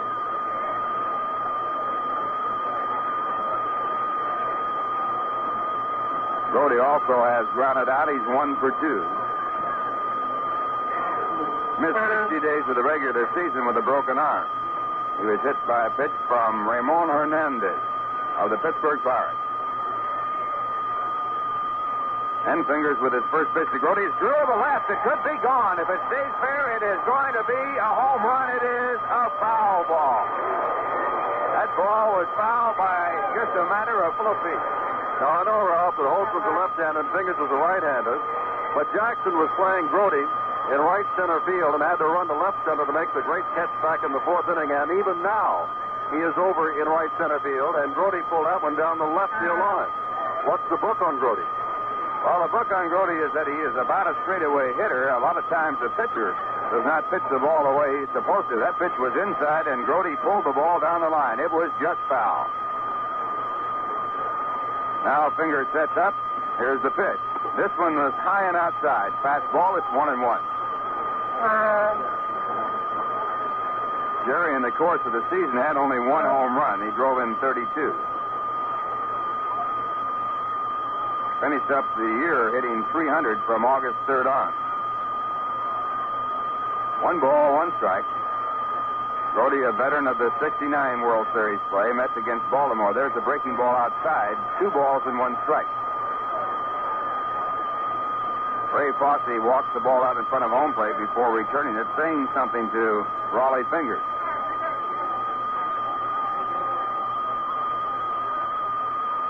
Now Fosse back to signs going out. Leon Jones, the runner at second base. He represents the tying run. 1 man out. We're in the top of the 6th. And here's the pitch. Grody swings and fouls it straight back into the stands, out of play. 2 balls, 2 strikes.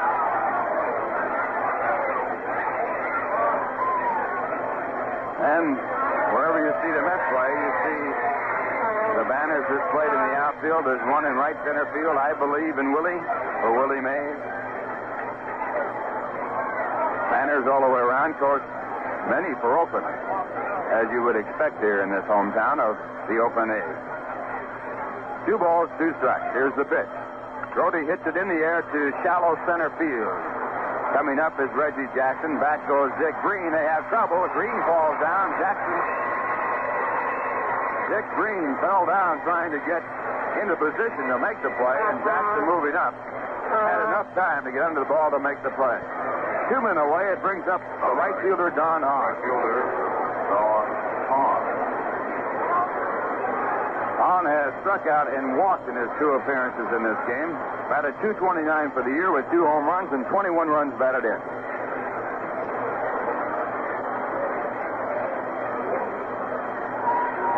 Hahn, a right-hand batter, also played over toward right center by Reggie Jackson. And the first pitch. Hahn takes a fastball over the outside corner, a called strike.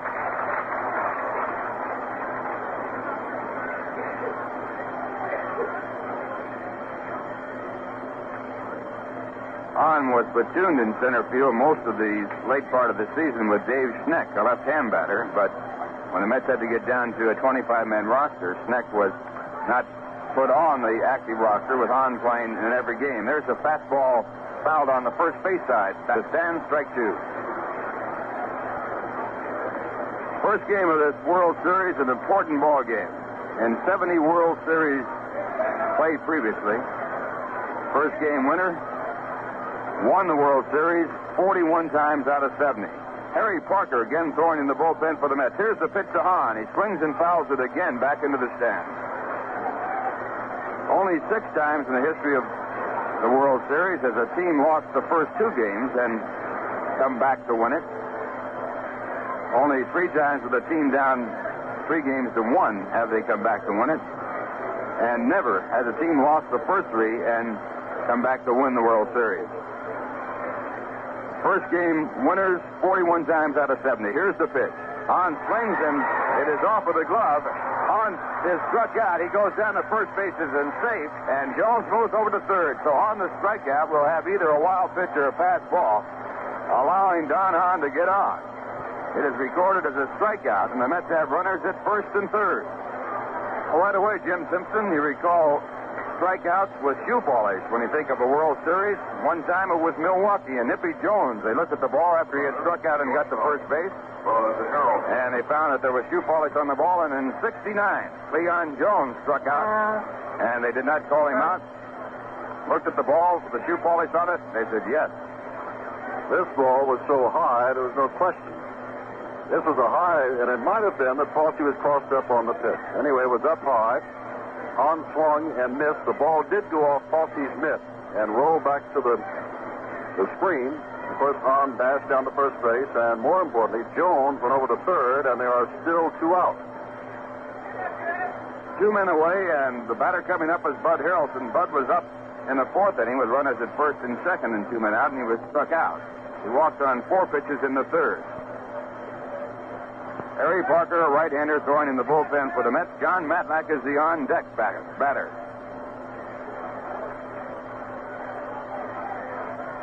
It is being scored a pass ball against the catcher, Ray Fossey. And the first pitch to Bud Harrelson is inside the ball. Bud batting left-handed against the right-hander, Rollie Fingers.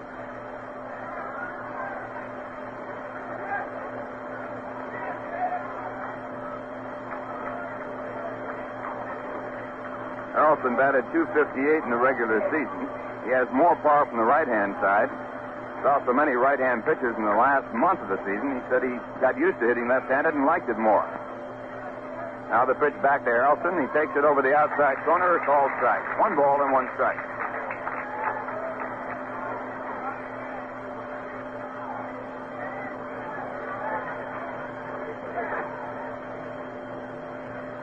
Darold Knowles, a left-hander, starting to loosen up in the bullpen for Oakland. Leon Jones, the runner at third. Don Hahn, the runner at first base, 2 men away. And the next pitch to Harrelson is swung on and missed. 1 ball and 2 strikes.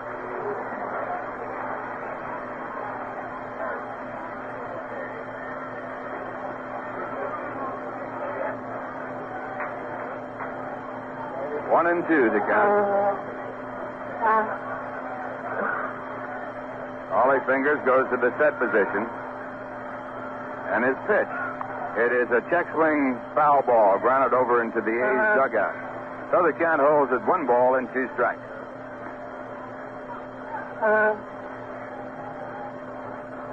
A's leading by a score of 2-1. 2 men out. We're in the top of the 6th inning. The Mets with runners at 1st and 3rd.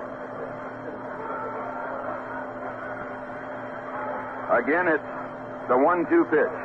Harrelson swings and misses and is struck out. That retires the tie. No runs. 1 hit. No errors and 2 men left. And the score at the end of 5 1/2 innings, Oakland 2, the New York Mets 1. 1 hit. No errors and 2 men left. And the score at the end of 5 1/2 innings, Oakland 2, the New York Mets 1. Playing with any other left field line. Caballero sent an easy ground ball to Millan and let it go through his leg. And Holtzman scored from second base. Rudy followed up with a single, throwing Caballero who had stolen second base after Matlock nearly had him picked off. Then in the 4th inning, the Mets came right back. Jones doubled and Milner singled him home to make it 2-1. And twice, Ralph, in the 5th and 6th inning, the Mets have had men as far as third base with 2 out and have failed to get in the tying run. And 3 times they have had runners in scoring position without getting them home. We're going now to the bottom of the 6th, and Joe Rudy to lead off. He singled to right field his last time up. He was robbed of a base hit in the 1st inning his first time up. And the first pitch by Matlack is swung on and missed as Matlack pulls the string. It'll be Joe Rudy, Sal Bando, and Reggie Jackson for the left-hander here in the 6th inning. Now the signs are out. The 1-strike delivery. Again, a slow curveball. But it's out of the strike zone, and they got 1 ball and 1 strike. Rudy, a right-hand batter, played straight away by the New York Mets outfield. Batted .270 in the regular season. 12 home runs, 66 runs batted in. Chokes up about 2 inches on the bat. The pitch back is bunted on, and he is hit by the ball in fair territory and is out. Rudy, trying to bunt his way on, was called out by home plate umpire Marty Springstead, and Rudy putting his hand on the umpire, pulling him around as Dick Williams comes out to argue. Williams said he was in the batter's box. If that had been the case, it would have been a foul ball. But if you are hit in fair territory, you are out. A put-out goes to the catcher on the play. So the argument continues. Dick Williams taking up for Joe Rudy. Funny thing, Ralph, Marty Springstead in his first World Series ever working the plate. Nobody has complained about any pitches yet. And this, of course, is a play that Dick Williams looked at from the dugout. Rudy felt that he should have been allowed to continue to bat because he thought he was still in the batter's box. But Springstead hit through bar, but of course it's against Oakland, so he'll pay the penalty. Here come the boos. Well, an American League umpire having the first run in here in this overall series. It was not a strong argument, but I guess it was certainly a protest on the part of Dick Williams and Joe Rudy. 1 away, and the batter coming up is Sal Bando. Bando has singled and 2 times up.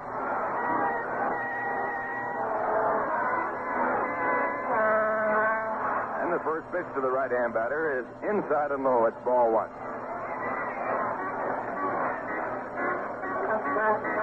Three umpires from the American League and 3 umpires from the National. They'll rotate 1 turn all the way through the series.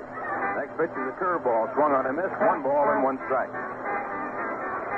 That means if it goes 6 games, each umpire will be behind home plate once. And at 1-1, Matlack back, and the pitch is popped up in foul territory, back into the stands, out of play. 1 ball, 2 strikes. Bando batted .288 in the regular season, had 29 home runs, and drove in 97 runs.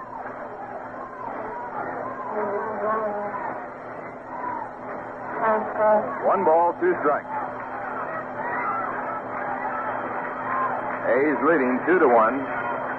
1 man out, bottom of the 6th inning. Ground ball hit out to short. Harrelson digs it out, throws him out, and 2 men away. That will bring up Reggie Jackson. Jackson is 0 for 2 in this game. He has grounded out to short in a 3-2 pitch that was back in the 2nd. And he fouled out to Bud Harrelson in foul territory, the shortstop, in the 3rd. In the third inning, he was batting with 2 men away and runners at first and third base. Jackson hit .293 in the regular season. Led the American League in home runs with a total of 32 and runs batted in with 117. Willie Stargell led the majors in runs batted in with 119. A fastball by Matlack high inside. It's ball one.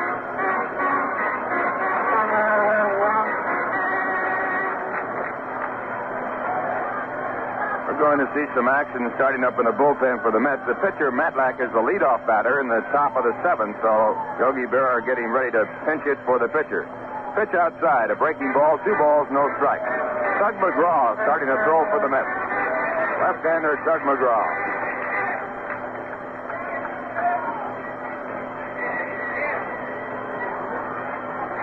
Two balls, no strikes, and now the pitch by Matlack to Jackson.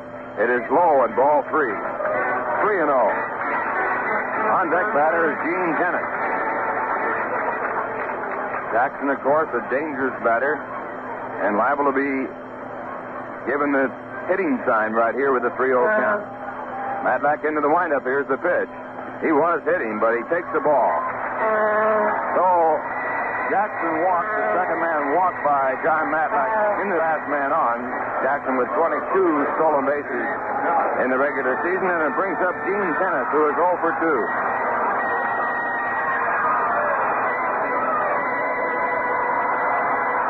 Kenneth was struck out on a fastball in the second. He also flied out the left in the fourth. 0 for 2. Batted .258 in the regular season with 24 home runs and 84 runs batted in. Jackson with a short lead. The first pitch to Kenneth hit off the hands out towards second base. Neon is there. He fields the ball, throws to first base, and the side is retired. No runs, no hits, a walk, and 1 left. And the score at the end of 6. Oakland 2, the New York Mets 1. As Ralph anticipated, watching Tug McGraw warm up out there along the right field line and the Mets bullpen, Matlack, first up in the 7th, will be batted for by Ken Boswell. Infielder hitting at .227 for the regular season. Rollie Fingers, the second pitcher. For the A's on the mound, so both starters, Matlack and Holtzman, both of whom most effective in their appearances in the playoffs, are both out of the ball game. McGraw continues to warm up. Boswell now starts to step in. Marty Springstead motions up into the press box to say, put Boswell in as the bench hitter, and here's the announcement. As Boswell steps in, so does Ralph. Okay, Jim and Ken Boswell, who had 2 pinch hit home runs in the regular season, batted .227. As a pinch hitter, he batted .235. He had 12 hits and 51 times up. Boswell, a left-hand batter.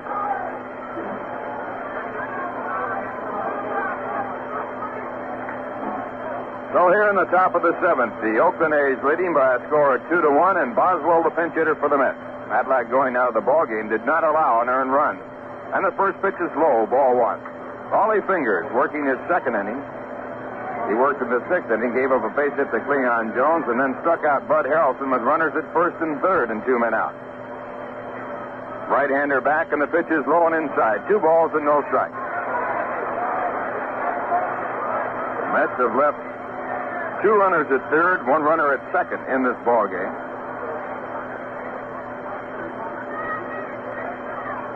They have had 8 base runners. Now at 2-0, the pitch by Fingers, and it's low and inside. Boswell now with a 3-0 count. On deck is Wayne Garrett. He's followed by Felix Leon. And again, the Oakland bullpen is given the sign, and Darold Knowles is going to heat up. Left-hander Darold Knowles. 3-0 pitch. It's in at the knees. They call strike, 3 balls and 1 strike.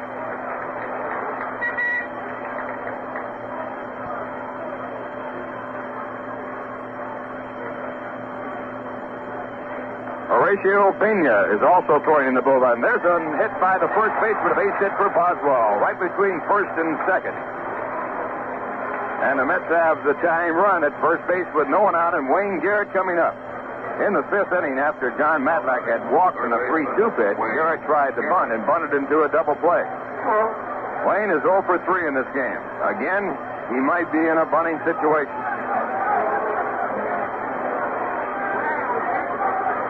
Mets have their second hit off Fingers and their 6th base hit in the game. A's have had 3 hits. They all came in the 3rd. Every other inning pitched by Matlack, a 1-2-3 inning. There's a drive right at the second baseman, and it's fielded there by Dick Green. He's going to turn it into a double play. The throw to Campaneris is in time at second. The throw on to first for the double play. Smash at Dick Green, who dug it out in the short hop. Going down to his knees, he got up and made the throw to Campaneris, covering at second for the out there. And then on to first base for the double play. The second double play turned by the A's in this ball game, and it brings Dick Williams out to the mound. That was hit very hard, but right at the second baseman Green. Now with 2 men out and no one on, the batter will be Felix Meehan. He tripled to left center field in the 5th. He's 1 for 3 in the game.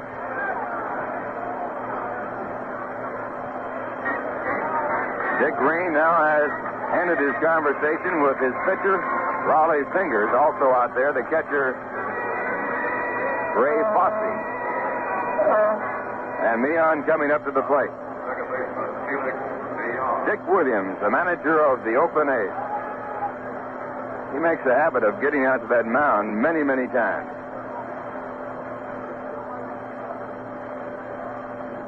Felix Meehan coming up. He batted .290 in the regular season. Choked up in the bat, as Jim told you, about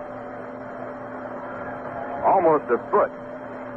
There's the first pitch. It's low, ball 1. Only one other batter I can think of, Jim, that goes up that far in the National League is Ron Hunt of the Montreal Expos. They're the only 2 I know in either league that go that far. 1 ball, no strikes. And a pitch over the outside corner at the knees, 1-1. A's leading 2-1, 2 men out, top of the 7th inning. The first of the best 4 out of 7. And at 1-1, the pitch back to Meehan, low and outside. 2 balls and 1 strike. Ken Holtzman started the ball game, was lifted for a pinch hitter. After working 5 innings, he has been charged with 1 run. He gave up 4 hits, struck out 2, and walked 3. Next pitch is hit hard at the shortstop and taken in the air at his ankle for the out. Bert Campaneris, the shortstop, taking that drive. So in the inning, 2 hard hit balls and 2 good plays by the Oakland A's. No runs, 1 hit, no errors, a double play, no one left, and the score at the end of 6 1/2 innings, Oakland 2, the New York Mets 1. Well, that's very nice. I've never had before. For the home 7th out here in Oakland, I'm told it just started during the playoffs. I've been here before and never heard it before. The crowd is invited to stand and sing God Bless America, which they did, and it was most beautiful. Tug McGraw, who has been great over the last 2 months of the season, is on the mound warming up now, the left-hander with the screwball. Been in 60 games. He won 5, lost 6, 25 saves. Earned on average of 3.86, but just sensational, as we said, over the last 2 months of the season. Born in Martinez, California, and lives in Poway, California.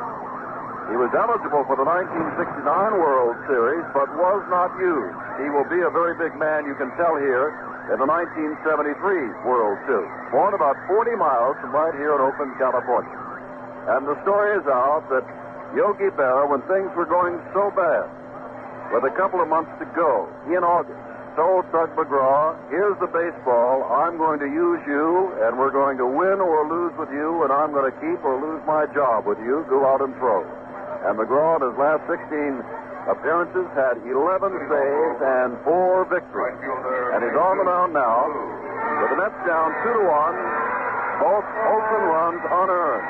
And the Mets have had golden opportunities. As a matter of fact, one of their most golden was robbed by Reggie Jackson. With Miller on at second base, when Jackson outran Brody's long drive to left center, that was one of the ways that the A's choked off a run. Lou leads off the 7th against McGraw, and here's Ralph. Okay, Jim, and the first pitch by McGraw, a fastball over the outside corner. It's a called strike. Tug was given 2 starting assignments to break him out of his slump, and the second one, he pitched a fairly good ball game, did not get involved in the decision. There's a swing and a miss, and it's a strike 2 count. After that, it was a complete turnaround for Tug McGraw. He was devastating as a relief pitcher the last third of the season, maybe even further along and going to about the last pitch back is grounded slowly at the shortstop. A tough play for Harrelson. He comes in, makes the throw in time, and Jesus Alou is out.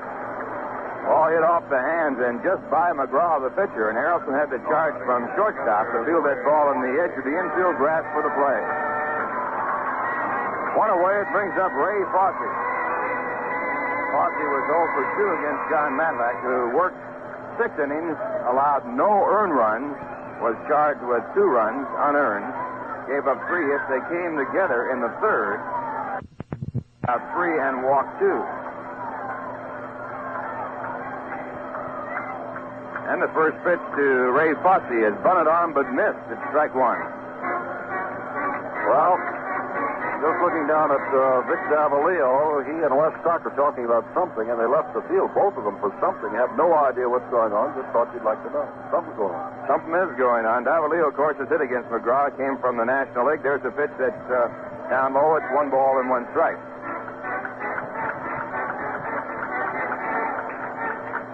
McGraw with the overhand delivery throws a screwball, curveball, and fastball, and he has good velocity on his fastball. There's the screwball. It's taken at the knees. They're called strike 1 and 2. After a horrendous start, McGraw has worked his earned run average back to a respectable 3.86. Now a pitch back. It's grounded to short. Harrelson moves to his left side, fields the ball, throws to first base for the out. 2 in the way and 2 assists for the shortstop, Bud Harrelson. It brings up the second baseman, Dick Green. Green has walked and struck out in this game.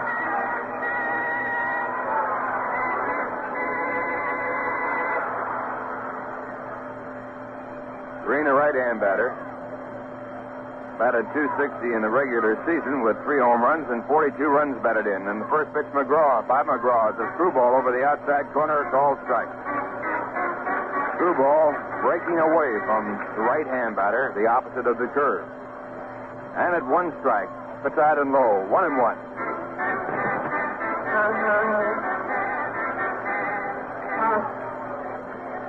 Tug McGraw came from this area right around the bay. There's a fastball, a half swing. He went far enough. It's a strike. It's 1 and 2. Now makes his home down near San Diego, in Poway, California. And at 1-2, the pitch. Fastball, but it misses high and outside. 2 balls, 2 strikes.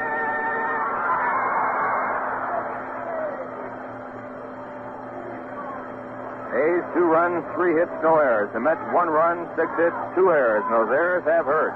There's a pop-up over by the Mets bench. Coming hard for it is Milner, but he can't catch up to it as it bounces right in front of the Met dugout, then bounces into the stand. As we pointed out earlier, the start of the ball game, there is a lot of foul territory here in Oakland. Ballpark a lot like the Atlanta ballpark.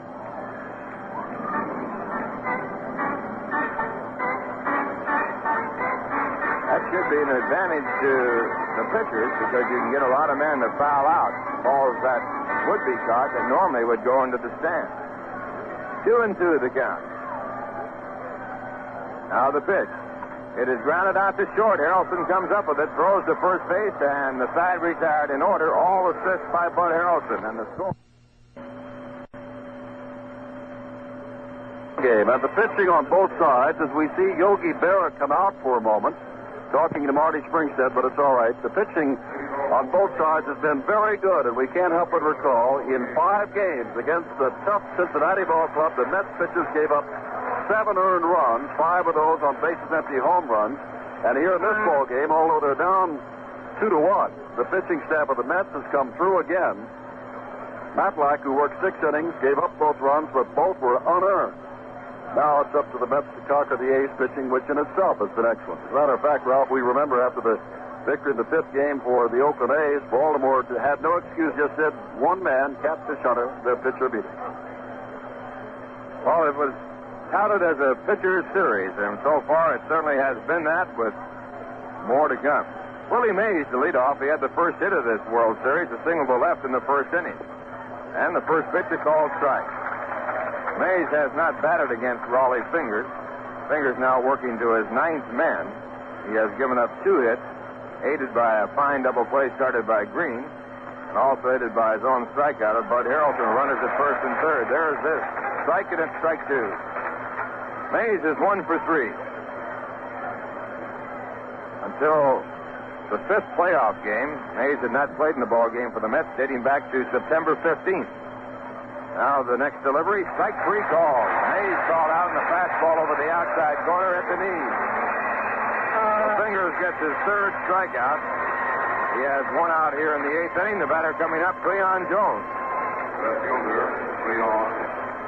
Cleon singled, batting against Fingers in the 6th inning, got as far as third base, but was left there.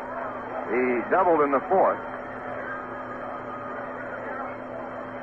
And has scored the only Met run. He was driven in by John Milner, the on-deck batter. And Cleon is 2 for 3 in this series. Cleon's double was off the fence in left center field about at the 375 mark. The first pitch. Fastball outside, a ball.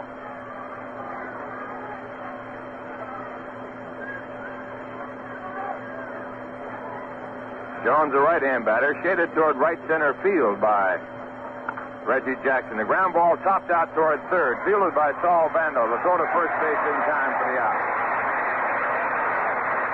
2 men away, it brings up John Milner, who has a base hit and a run batted in and 3 times up.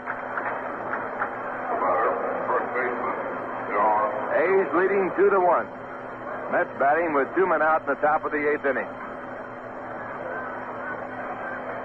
Mets won 82 games in the course of the season. They lost 79, winning on the last day of the season, actually going on beyond the regular scheduled season to beat the Cubs to win.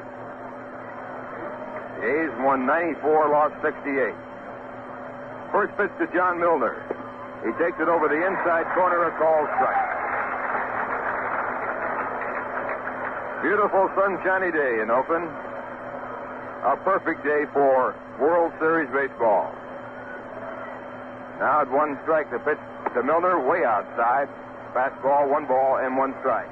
Tomorrow we'll be on the air at 4:15 Eastern Time. It's going to be Jerry Koosman pitching for the Mets against Vida Blue. Koosman won 14 and lost 15. Vida Blue won 20 and lost 9 in the regular season. There's a drive to right, another base hit for John Milner. So the Mets have the tying run at first base with 2 men out, and the batter coming up is Jerry Grote. As Jim Simpson pointed out, Grote was robbed on a fantastic play by Reggie Jackson of an extra base hit and a run batted in. We pause 30 seconds for station identification.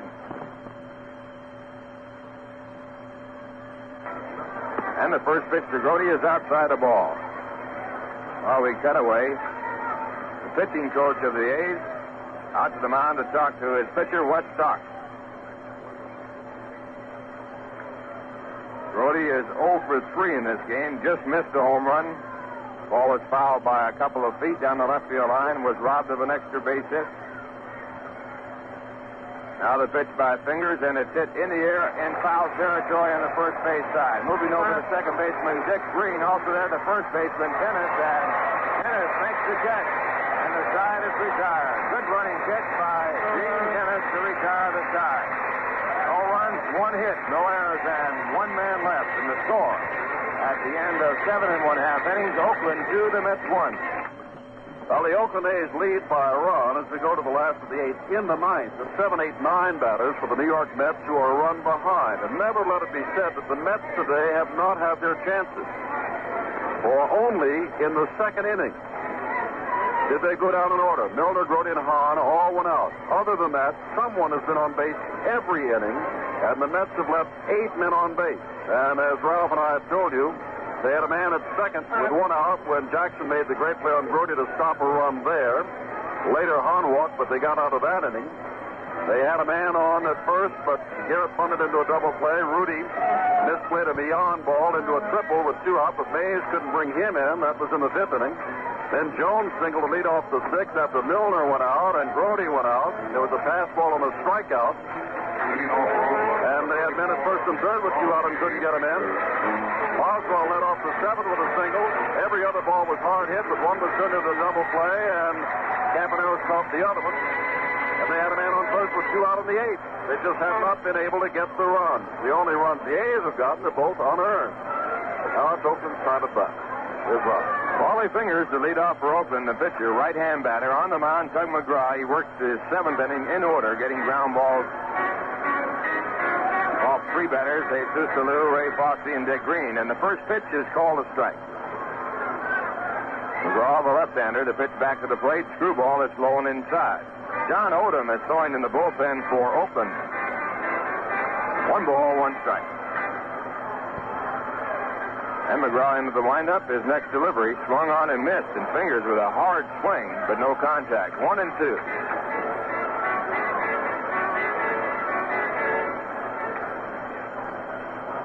McGraw had 60 appearances in the regular season. Now he misses with a fastball outside. He came in the 5th game of the playoff championship game to preserve Tom Seaver's win. Pitched to Joe Morgan, got him to pop to short, and got Dan Dreesen to ground out to first. Gave the Mets the National League Championship. There's a fastball fouled into the stands. 2 balls and 2 strikes.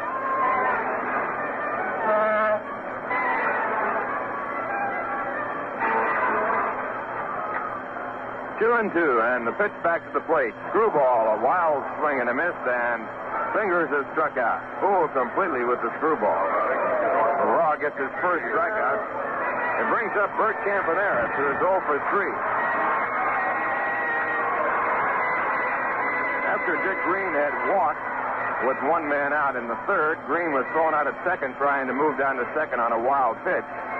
Then Ken Holtzman doubled down the left field line. First pitch is taken for a ball. Bert Campaneris grounded the ball. The next pitch out to second base, a routine play, an easy ground ball. It went right through the legs of Felix Meon, and on the play, Oakland got their first run of the game. There's a screwball, a check swing, and I don't know whether it was called a ball or a strike. We'll have to check with the home plate umpire. Ball was down low. And throwing the ball back to Tug McGraw, the ball is thrown right in the sun. McGraw couldn't catch it. After the error by Meon, Campaneris stole second base.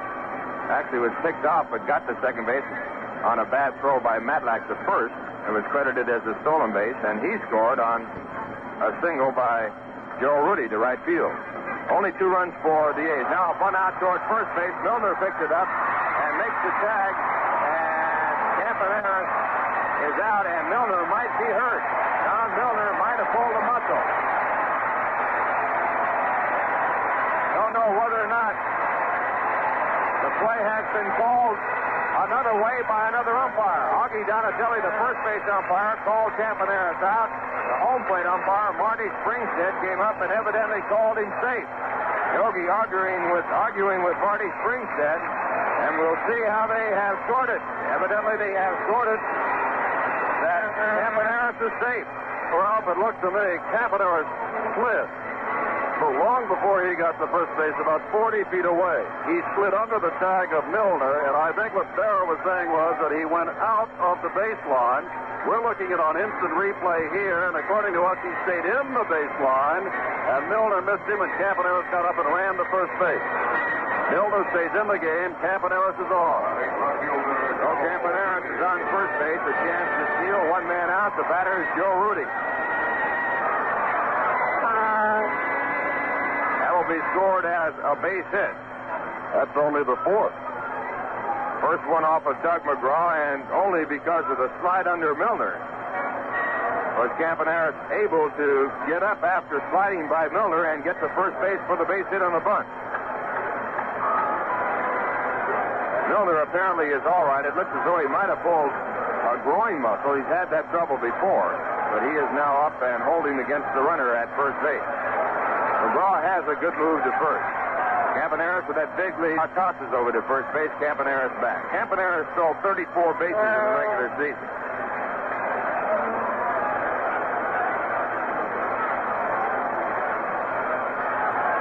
Again a throw to first, a close play, and Campaneris has to slide back in. Cappy just learned one thing, Ralph. McGraw does have a good move to first base. Campaneris takes that tremendous lead.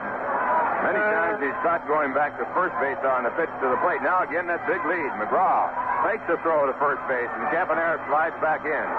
Ross stepping off the pitching rubber, which he has to do, or it would be a balk. Raw again setting up, but now waiting for Joe Rudy, who takes a long look at the signs from Herb Norn, the third base coach. Now Rudy gets into the batter's box, and time is back in. And the pitch by McGraw, and it's high a ball. And on the pitch, Campaneris was moving back to first base. 1 ball, no strike. Rudy has a single and a run batted in. He was robbed of a base hit in the first inning by Bud Harrelson's catch of his soft line drive out over second. He also tried to bunt his way on and was out. 1 for 3 in the game. Again, Campaneris with a big lead. He does not go. The pitch is swung on and fouled in the count. 1 ball and 1 strike. Campaneris made a move to go and then stopped. Evidently did not feel that he had a good enough jump.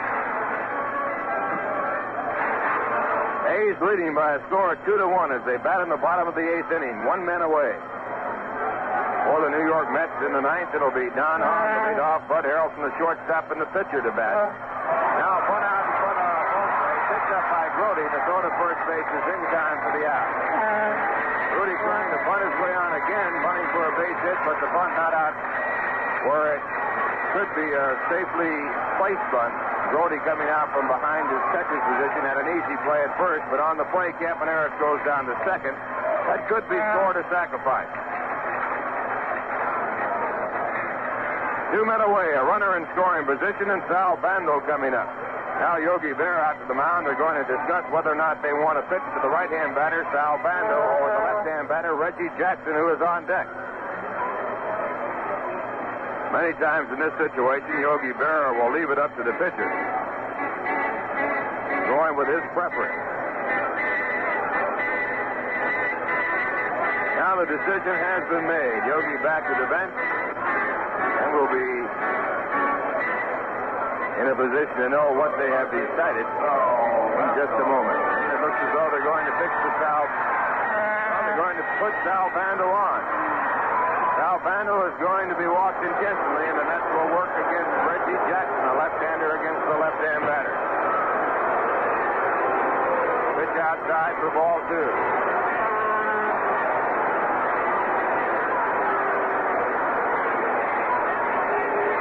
Draw's next pitch, ball 3.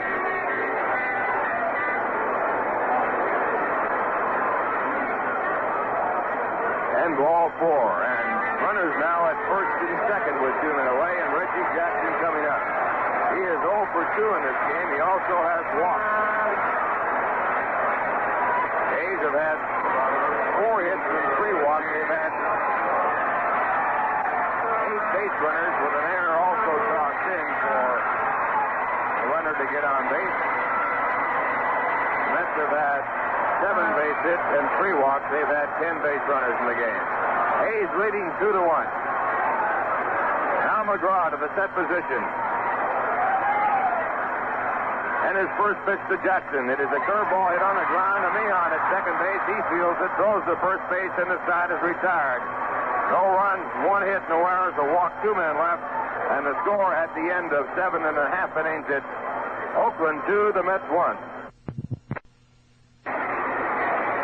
And we have a fan on the field. Holding up his fist for victory. Now 1, 2, 3, 4 security guards. He held out his wrist as though, okay, stop the cuffs on me. I've done what I want to do. And they're taking him off the field. Strictly nonviolent. Ed Cranepool will lead off tonight. This is the original Met as a 17-year-old, the last of the original Mets. How about that? A major league at age 17, and here he is 12 years later, still in the big league with the Mets. Cranepool, Harrelson, and then another pinch hitter in the 9th inning.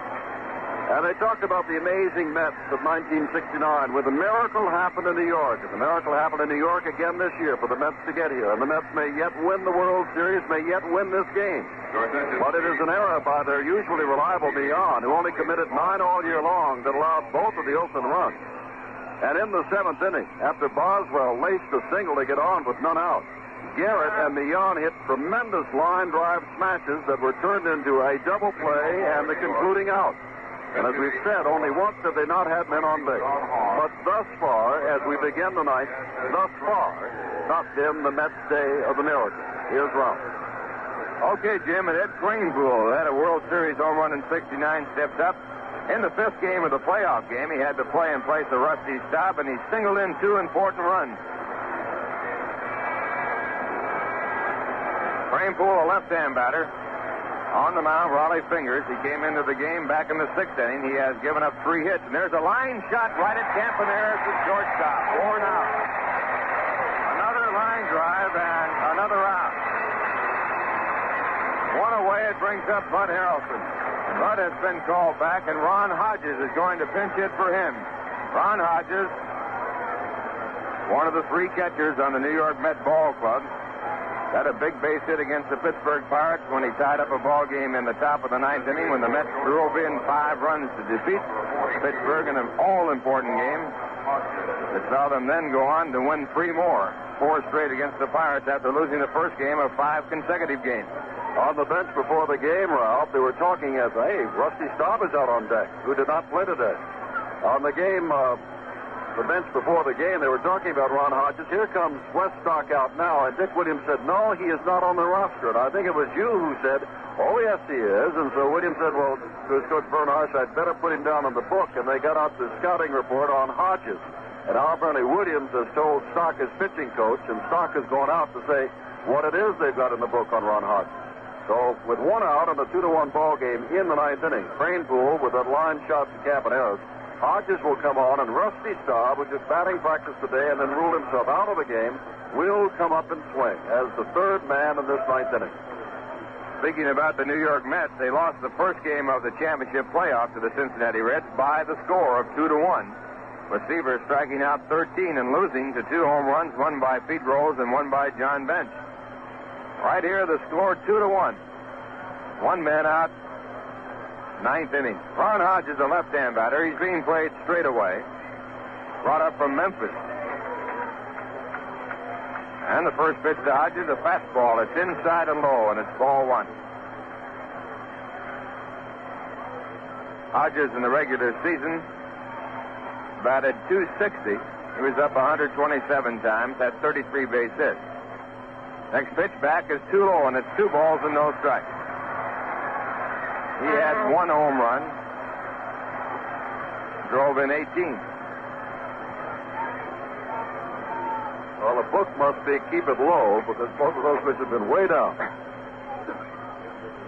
Now we'll see what the 2-0 pitch is like. It's a fastball. It's down around the knees over the outside corner, 2-1.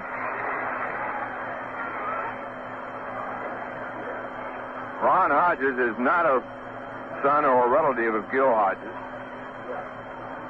The 2-1 pitch. Way inside and low on the count now, 3 balls and 1 strike. The late Gil Hodges did have a son, Gilly, who was a catcher in the Met organization. He no longer is playing professional baseball. 3 balls, 1 strike.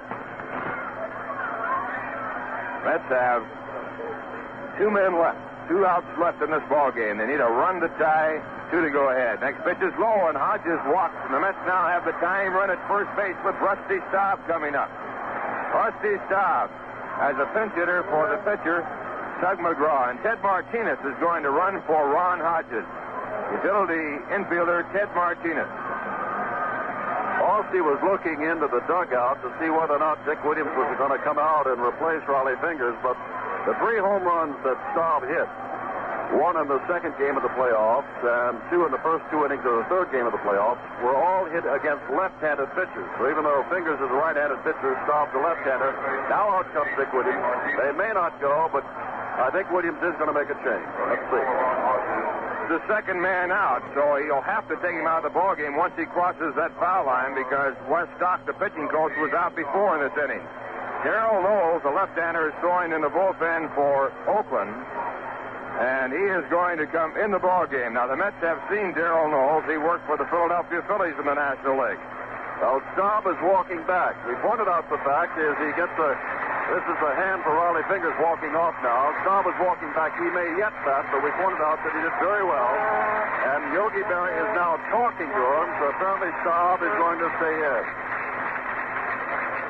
The Mets have, pardon me, Jim, is going to say the Mets have a strong right-handed pinch hitter, Jim Beecham, available. 46,021. The A's, thank you.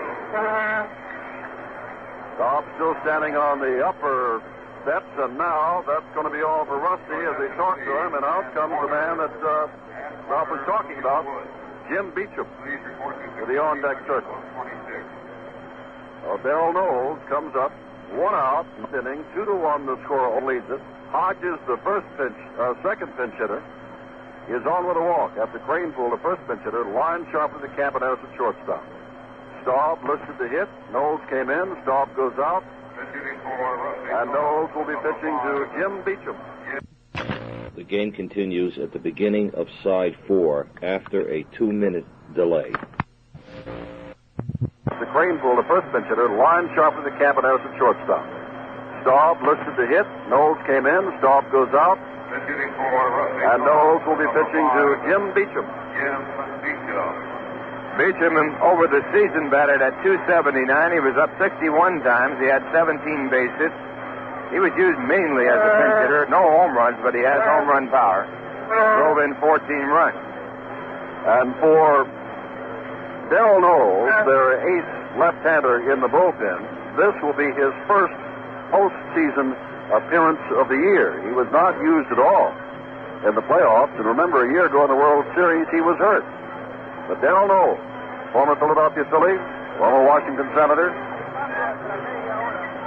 out of pitch for Beecham with 1 out, tying run on at first, 9th inning. Here's Rob. Knowles with a record of 6-8 in the season, at a 3.09 earned run average. He was in 99 innings. Throws a sinking type fastball, has good motion, very perky jerk type pitching motion. Difficult for the batter to time the rhythm of his pitching. Beecham, a big, strong right-hand batter, being played straight away by Oakland in the first pitch. Beecham takes it at the knees, a ball strike.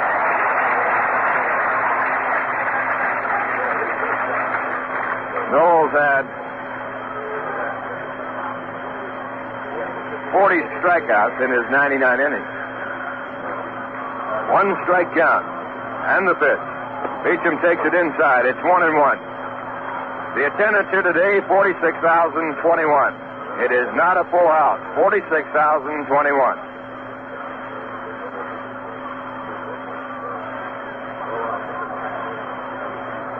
One ball, 1 strike. Throw to first base. Martinez is back. Mets with the tying run at first base. 1 man out. We're in the 9th inning. 1 ball, 1 strike down to Jim Beecham, and here's the pitch. Beecham lines it into center field, and it is caught by the second baseman Green on a great jumping backhand catch in the shallow center. And listen to this crowd.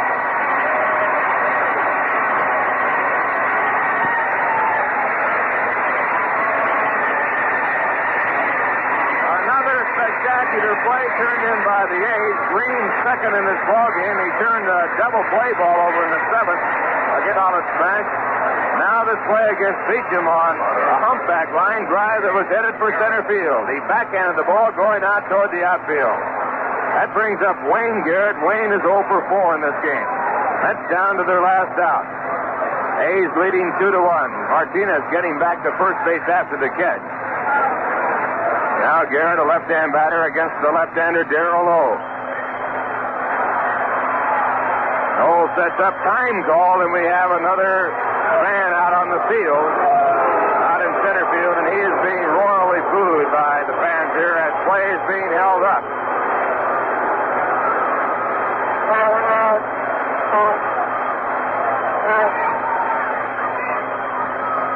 Play being held up here, and the fan has finally been apprehended. He's being led off the field by 2 uniformed men here.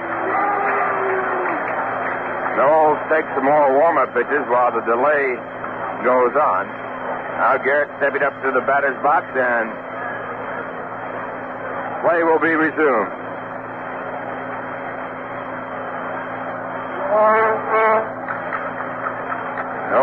the signs, has them, goes to the set position. Here's the pitch to Garrett. It's hit deep into the stands, foul on the first base side.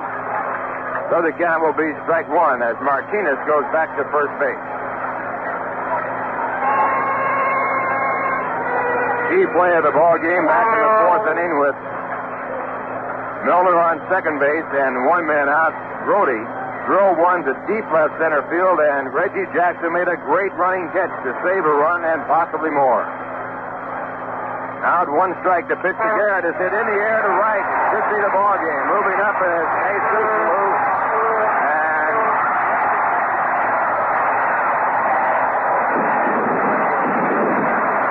catch is made by Reggie Jackson, and the A's have won the ball game. The first game of this.